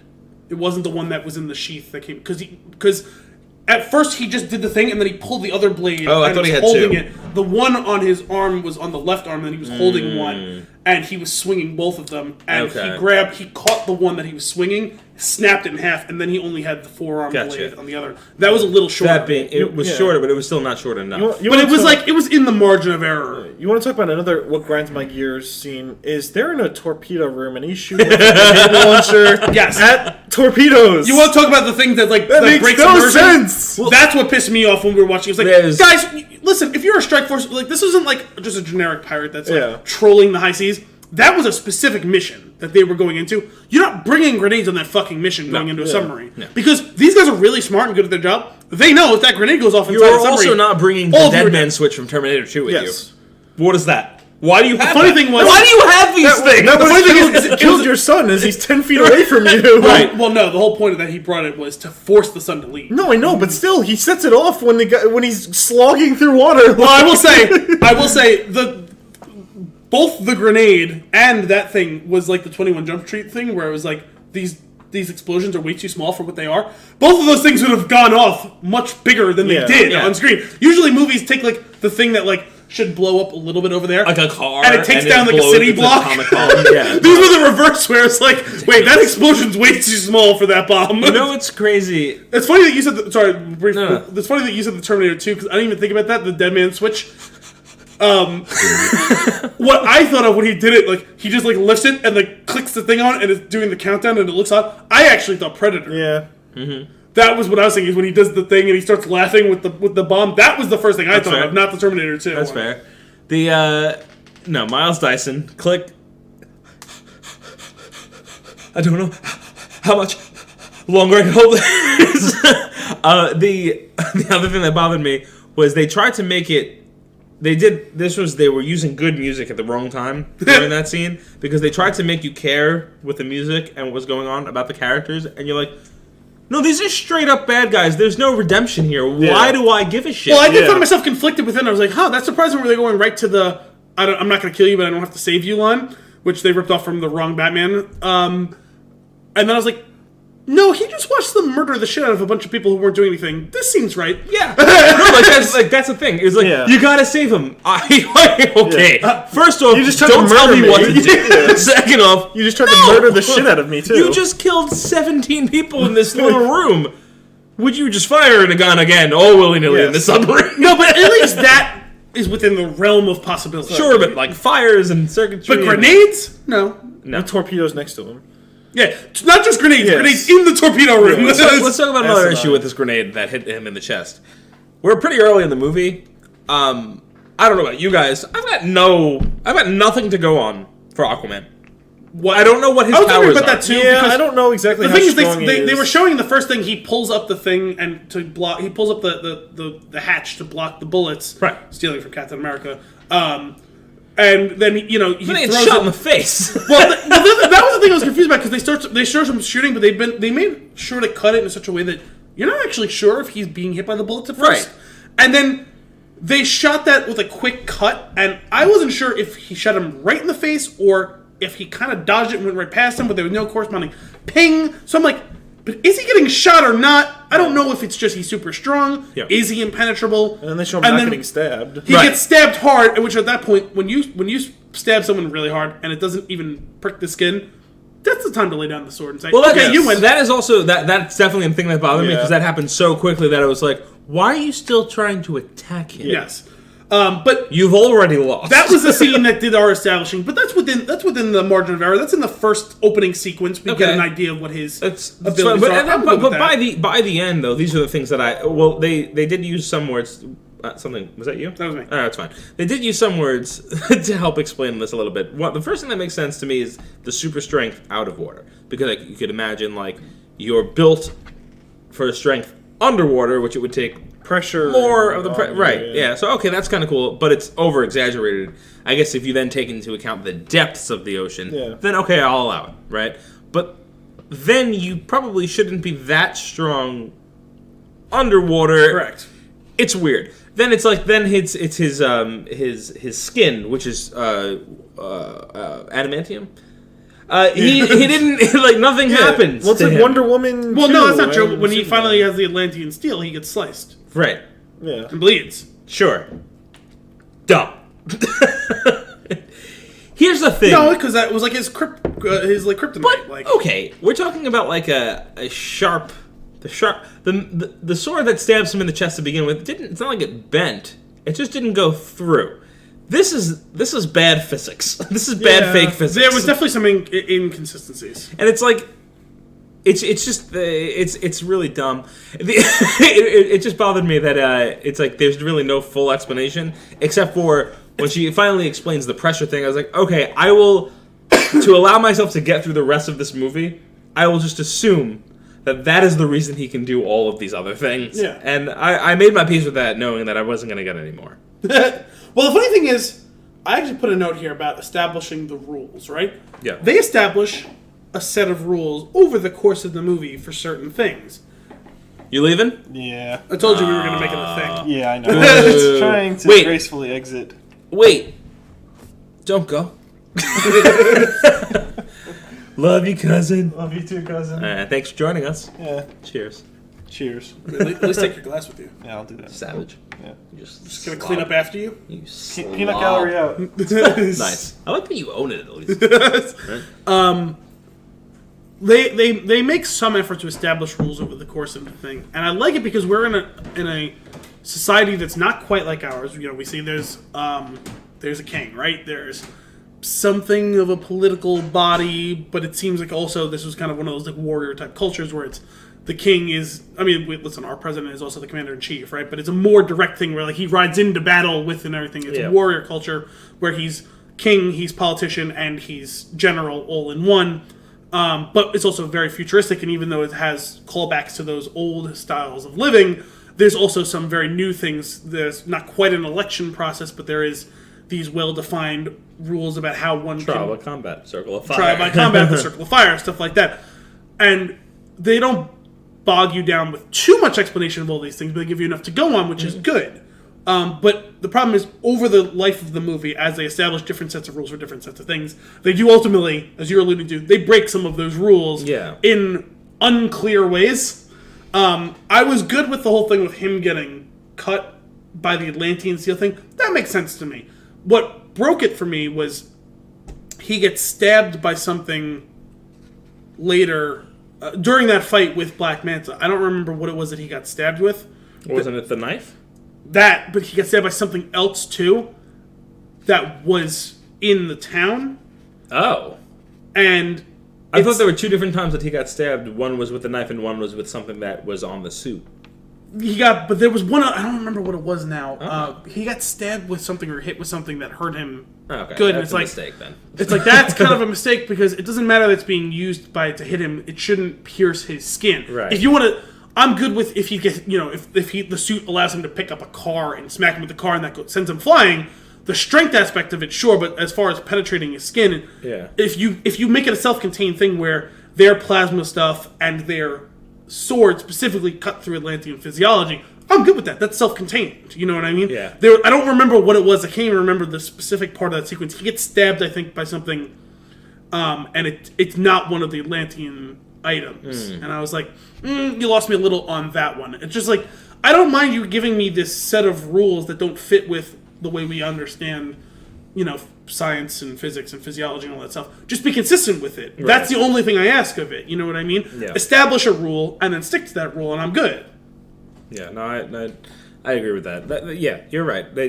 I can suspend my beliefs for a second and just assume certain things, but you can't give it to me and then contradict it in the next scene. Yeah. That's a mistake on your part. You need to do a little bit more homework there.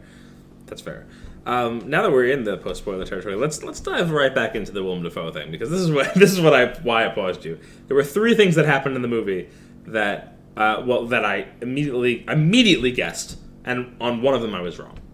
So when Willem Dafoe came on screen the first time, I was like, "Oh, you're going to die." Then, well, I think that's mostly a Willem Dafoe thing, right? It was, and he didn't die. Not quite to the level of a Liam Neeson, say. But he also has his fair share of on-screen deaths. But he has his... He is also someone that when he shows up, I expect he will die. He has his on-screen death in this exact role. Yeah, that too. But, yeah, I mean, I think, Upper Class it's Liam Neeson and Sean Bean. The two of them are the title holders. They will die 95% of the time when you watch them in a movie.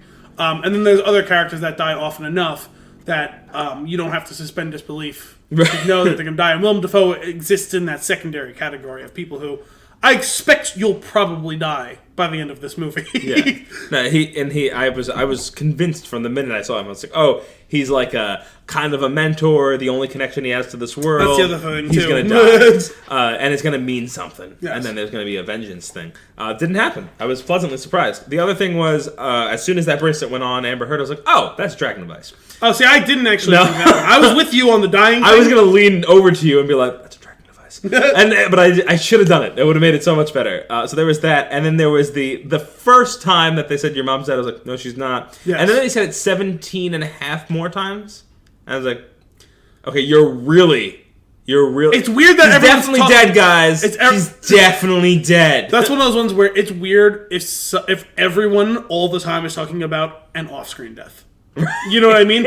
When everyone all the time talks about an on-screen death, it's one of those things where it's just it's reaffirming that thing. Right. But when you don't see it happen, but everyone keeps talking about it, it's probably not true.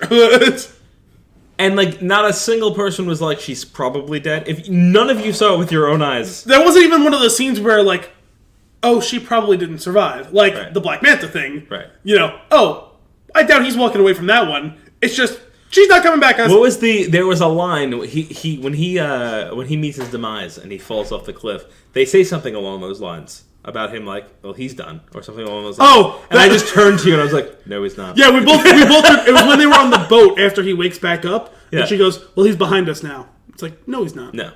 I mean, physically, yes, you left him back there when you got on the boat. As distance is concerned, he is reverse. Because the thing is, while the sequence was going, I was like, oh, that's a pretty brutal death. Although they didn't really give it the regard it deserved, right. So I did have a little... And then when she said, well, that's behind us now, I'm like, no, it's not. Yeah. With the body, though.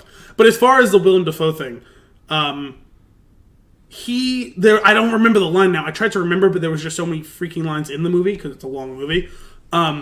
When we find out that he's part of the Resistance, when Mira brings him to underwater safe house that was very not safe, and we first find out that Volko's training of him when he was a young man was a long-term investment, that he was here as part of it, and he tells him the story of King Atlan's trident, all that sort of thing. There's a line he delivers where he's just like, he gives that Willem Dafoe face, and he's like gets in, and he's like excited, and he's like, where he gets a little bug-eyed, and he's like baring his teeth, like he says a line. I'm like, man, this guy sells it 100% of the time. Yeah. And this is a ridiculous movie, and he's been in a bunch of things that are ridiculous, but he is a professional. He has never once phoned it in. Not once. No matter how absurd the thing he's being in. And the thing is, the people who sign up to this sort of movie, at this point, you know what you're getting into. So, to a certain extent, they'll all live up to it nowadays. Yeah. Barring a certain actor here and there. But there's an occasional scene where you can see the facade slips with a couple of the actors. Yeah. But for the most part, like that man is in character no matter what. To the point where he even probably tries too hard. Yeah. I respect that. Yeah, me too.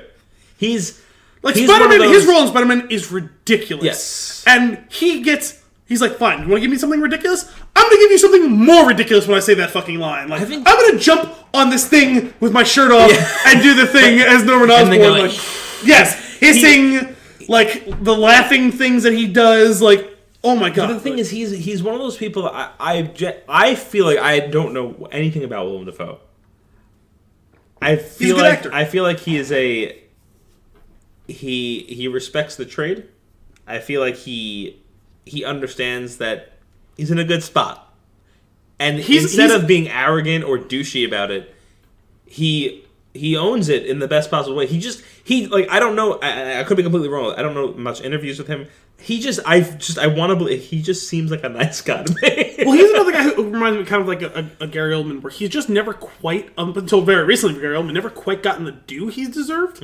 Whereas he's been in some starring roles in smaller things, but most of the time when you see him in a bigger thing, he's on the fringes somewhere. It's weird. And he just always comes and does his job, and he just seems like he knows his place. I feel like with Gary Oldman, I just get not a lot, not like a bad amount, just like a tinge of arrogance, where I don't feel that way. I don't think so, actually. When you look at, especially when you look at all the interviews and everything and around him, when he won the award, speeches were amazing. It's just the opposite of that, actually. So I don't think so. That's true. I think you're getting just a British vibe. That's very possible. But Willem Dafoe, you know what it is? We're talking about he doesn't phone. He's always given 100%. You know who is a little arrogant, even though I love him, is Hugo Weaving.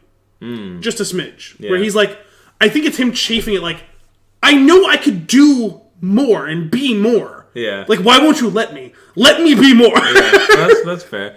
But when he's on screen, though, I still feel like he gives 100% the way those two guys do. Have you ever? Yes, yeah. Have you ever seen Boondock Saints?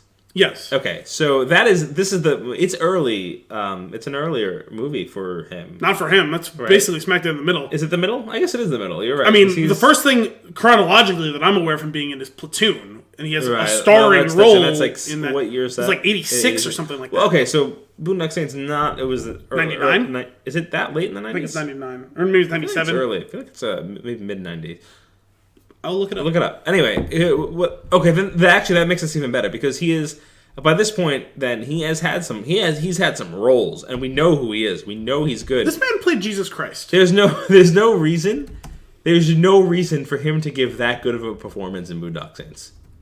No, because the thing is that 1999, that sort of movie specifically is called. He likes doing these little roles because that's his wheelhouse. And also the other thing is like that role is a particular role. Boondock Saints. Yes, that is a particular role. He seeks out what he finds interesting, obviously. Yeah. And this movie is a paycheck movie, so he could do a movie like that. He's the only guy getting paid in that movie. He's the only one anyone knew in that movie. That's true. It was a firefight line from. It was a firefight. It was a firefight. Like it's so good.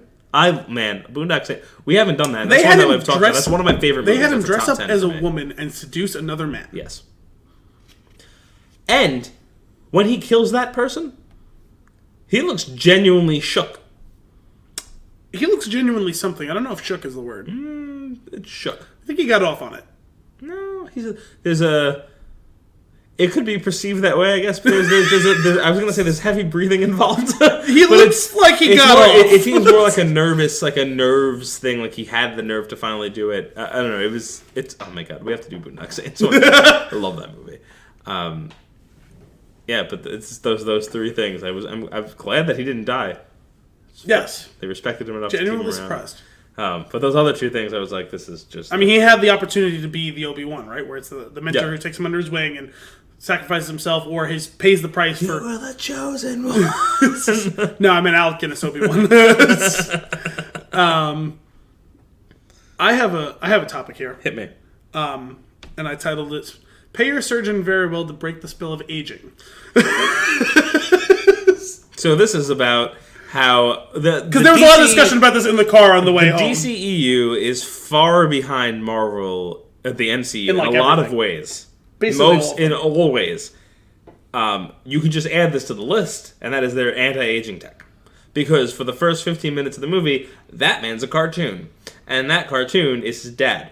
That cartoon is Jango Fett, who, as soon as he showed up on screen as him in present day, you knew who. So helpful from the title card.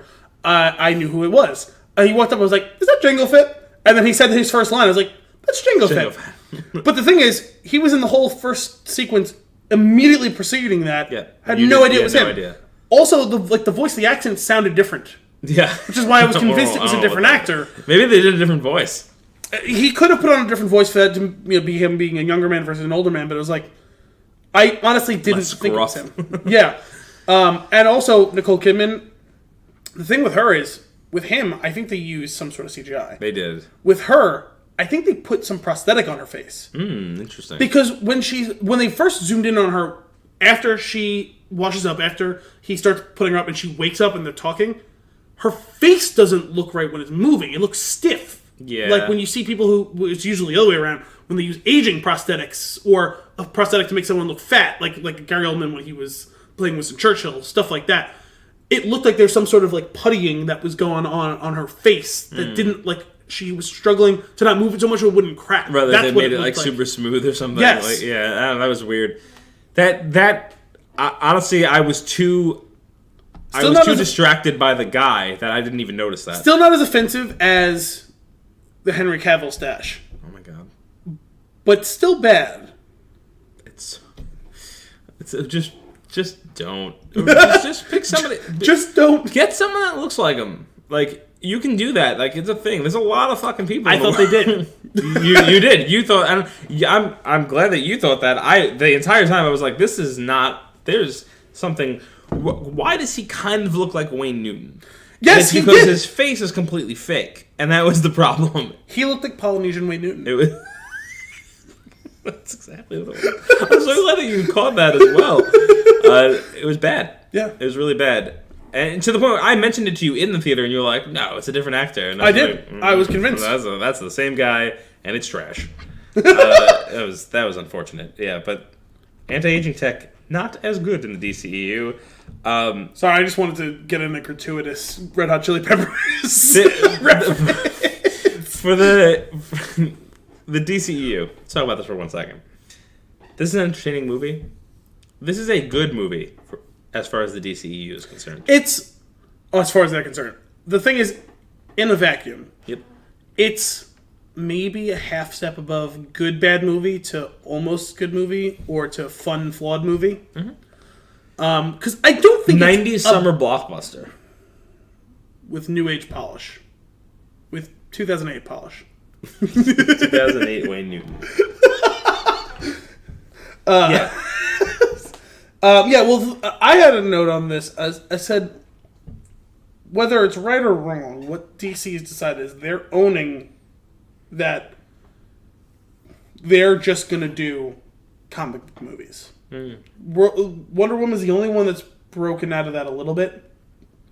And you can argue that this one isn't just strictly that. If you want to place it, it is like a high fantasy movie. But that is also just that character. A lot of that aspect of that.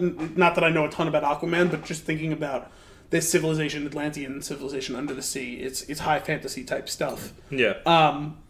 Splashed with sci-fi in like a Luc Besson-esque way.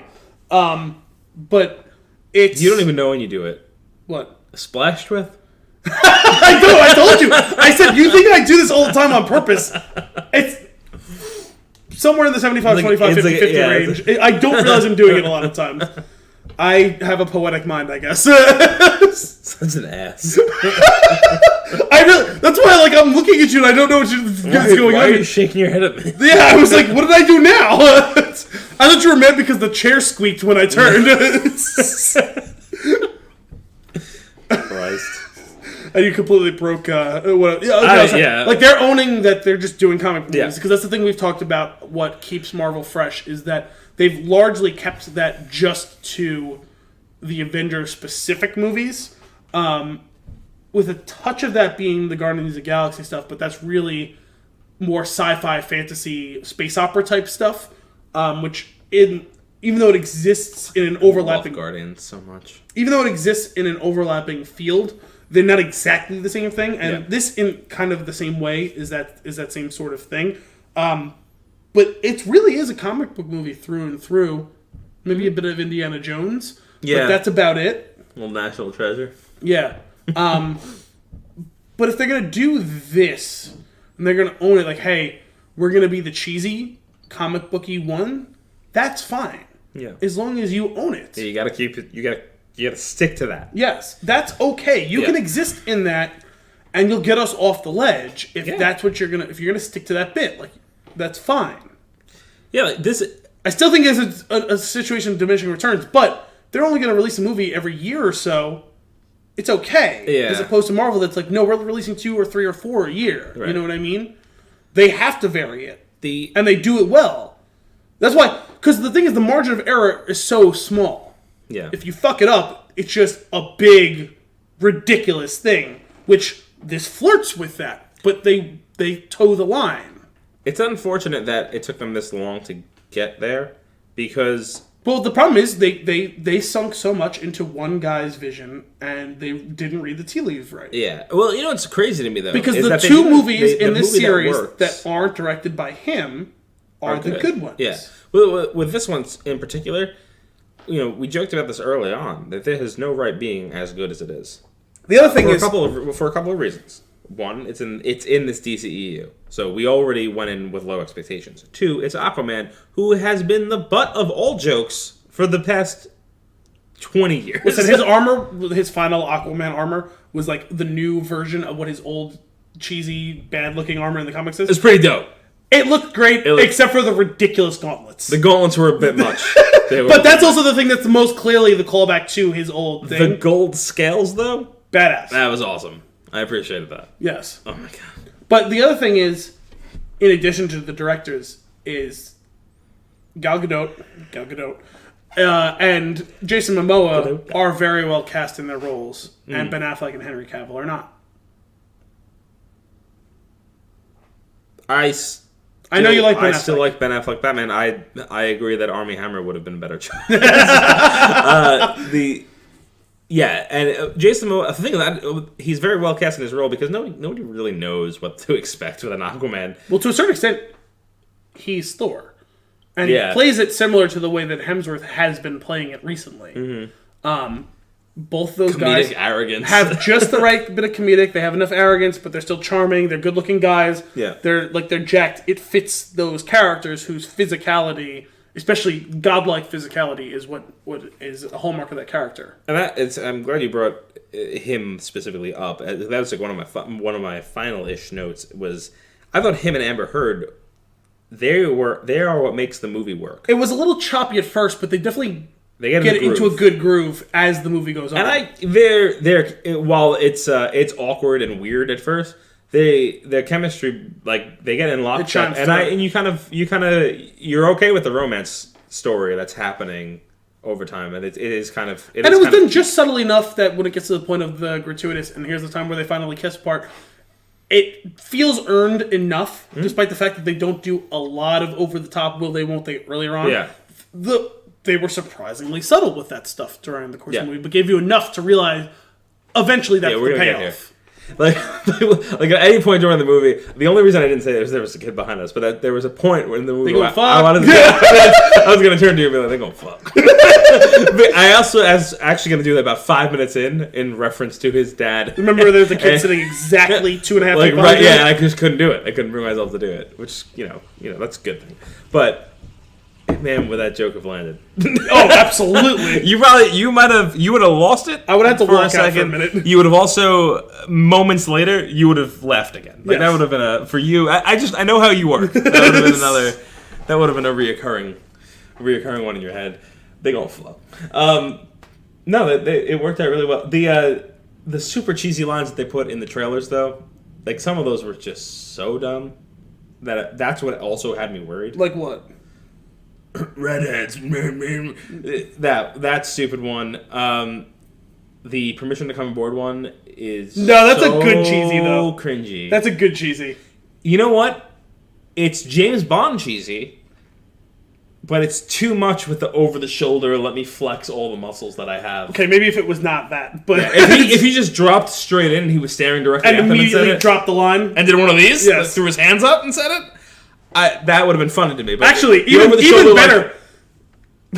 Even better, although impossible because at that point... Oh no, he pulled it up. Actually, even better would have been if he knocked on it and opened it and then looking up through the porthole and he said it and then dropped in. Yes. That's the way you execute that. Yes. Yeah. But you know what, actually, I'm glad they fixed that scene for me. Because in the trailer I was like, this doesn't make any sense. There's two things about that scene that bothered me in the trailer. It's a submarine. One was that the door went in, and two was that it's a submarine. I just assumed it was underwater. Understandable. Bad on my part. They made the point of bringing it up before he... Although, it still shouldn't go in. No, but well, that's our first glimpse at the strength, I guess. Sure, but the thing is, it was fully normally intact. That's weird. Yeah. It would have had to buckle to get it, you know what I'm saying? That's true. Those things are specifically designed to do everything except that one thing. Right. They only go out. Oh my god. It's too much. Some of that stuff was too much. But all in all, it was fun and it was goofy, and I appreciated the goofiness of it. It's funny because there are certain parts where it gets a little bit serious with the storyline, like not like super serious, but fantasy serious, like him being the only person that can grab the trident, or him being able to communicate with the fishies. Like it was interesting because that would have held more weight because we were like, we don't know what the rules are, and then that for some reason was strange to Amber Heard's character, where I was like, oh, I guess you can't do that. Like, why would I know that you can't do that? I just assumed this was an under the water type thing. Yeah, you guys can do this. Like they played a little light and loose with like that feature was special. That was one of the things that they probably should have, like the fact one can talk to fish. She had her specific mastery of the water, stuff like that. It was one of those things that's kind of like you see in some fantasy stories where certain people have certain specific special gifts. Yeah. And then, sometimes they travel through bloodlines and stuff like that. And obviously his is the thing that he got from, that was in Atlantic. Yeah. Atlantis, or King Atlantis, I guess his name. Which we don't find out until he's speaking to the giant sea monster. Yes. Which I thought was that was an interesting reveal, but it would have been better if we understood from the get-go that even other under the sea people can't do this. You know who voiced that monster, right? No. That was Dame Julie Andrews. Was it really? Mm-hmm. Wow. How did they get that? I think she wanted to do it for her grandkids. Good for her. I Yeah. appreciate that. No, I'll allow that. Yeah. That's good. Willem Dafoe, I mean, you said if you told me he's in a movie, I'd be like, all right. Also, John Rhys Davies is the Brine King. The Crab People. Who's that? The Crab People. No, the name. John Rhys Davies. Yeah, who's that? Are you serious? I don't. You know me with Gimli? names. Oh, that's Sala. That's great. Those crab people were pretty funny looking. I liked that. Actually, you know what? That sequence felt a little like while they were writing it, they were trying to decide who gets to be like the big screen time stuff, and Dolph Lundgren ends up winning because the fish people and the crab people didn't get as they talked about him a bunch, but we never see them until each of them gets a couple of minutes. Yeah, and it's like in a different world in the storyboard size, part of this. It could have been them who was the first alliance. Right. And it's Dolph Lundgren who's just a cameo. Yeah. At the end, you know what I mean? No, that is funny. That's exactly... Could have went anyway, but I guess Dolph Lundgren maybe he had a little bit more clout at the moment with Creed 2 coming out. And all. Sure. And also... Am I misremembering this? But did Dolph Lundgren play a version of Aquaman when he was a younger man? I have no idea. What? Or am I doing something there? Am I giving him a false Lou Ferrigno backstory? Let's find out. Well, while you're looking that up, also within the this whole idea of cameos and stuff, Randall Park as the loony scientist who's the only one who believes that Atlanteans are real, I found that as an entertaining thing, and I guess had a decent payoff to that at the end, where in the mid-credit scene, we have a setup that if there is ever an Aquaman 2, him and Black Manta seems like will be working together. Yeah. What did your research? I don't see anything that says that. Okay, I know he played a version of the Punisher. I wondered if he was that as well for some reason. He was definitely the Punisher. I believe that was 89. Let me see. Was it a movie or was it a TV movie? It was a movie. I have it on VHS. Was it a TV movie? 19. Wow, and I got the year right. Good for me. I don't think it was a TV movie. Was it called The Punisher or was it called something else? The Punisher. Because prior to the Tom Jane one, I never knew that there was. It's he fights the Yakuza in this movie. This is one of those movies that I saw on and I recorded it on a VHS tape. So it's a TV movie. And then I decorated. No, it was on a movie channel. And then I decorated the box. It was years later. Mm-hmm. I didn't record it when I was 1. I recorded it. Listen, when I was they re-release 13. these things sometimes. They re-air these things rather.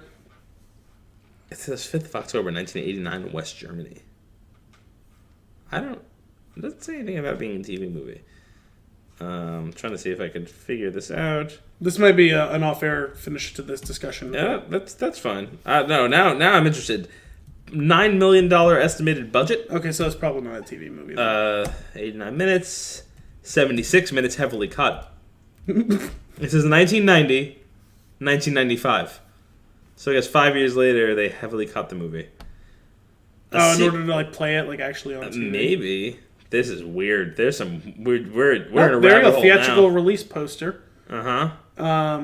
Action, crime, drama, thriller. Dolph Lundgren and Lou Gossett Jr. That was a weird movie. I think that might have been the first movie that I saw him in. That's a pretty random... It was shot in Sydney, Australia. That's a random-ass thing. Dolph Lundgren and Lou Gossett Jr. Trivia. A sequel was briefly announced. I'm not going to go any further. Just in general, the fact that a sequel was briefly announced for that movie makes me believe it was released in Germany a year and a half before it came out in the U.S. Yeah. With an actual different name. looks like, but I imagine it translates to the Punisher. But anyway, the only final note that I had was going back to all the CGI stuff and visually. The scene where they jump off the boat and the trench people were chasing them, that was cool as shit. Yeah, that was pretty ridiculous. The number of people on, like the number of characters on screen was incredible. That kind of blew me. And just that whole the stormy sea background as it starts to fade away, as it's the red light and them diving around and the screen pulls out. It would make for a good wallpaper. Yes. You know what it reminded me watching it was actually, because I know that the scene resonated with you, was the scene from the Godzilla movie with the red smoke. Yeah, when they're like diving in. Yes. Yeah, for sure. No, that was pretty cool. Man, that was fun. Yeah. Any other notes? Nope, I think that's it for me. That's it for me too, then. That's it for this week's episode of Flix in the Six. Thanks for joining us. We'll be back next week for more movie and beer goodness. Until then, I'm Anthony Costanzo. And I'm Al Bielsi. Cheers.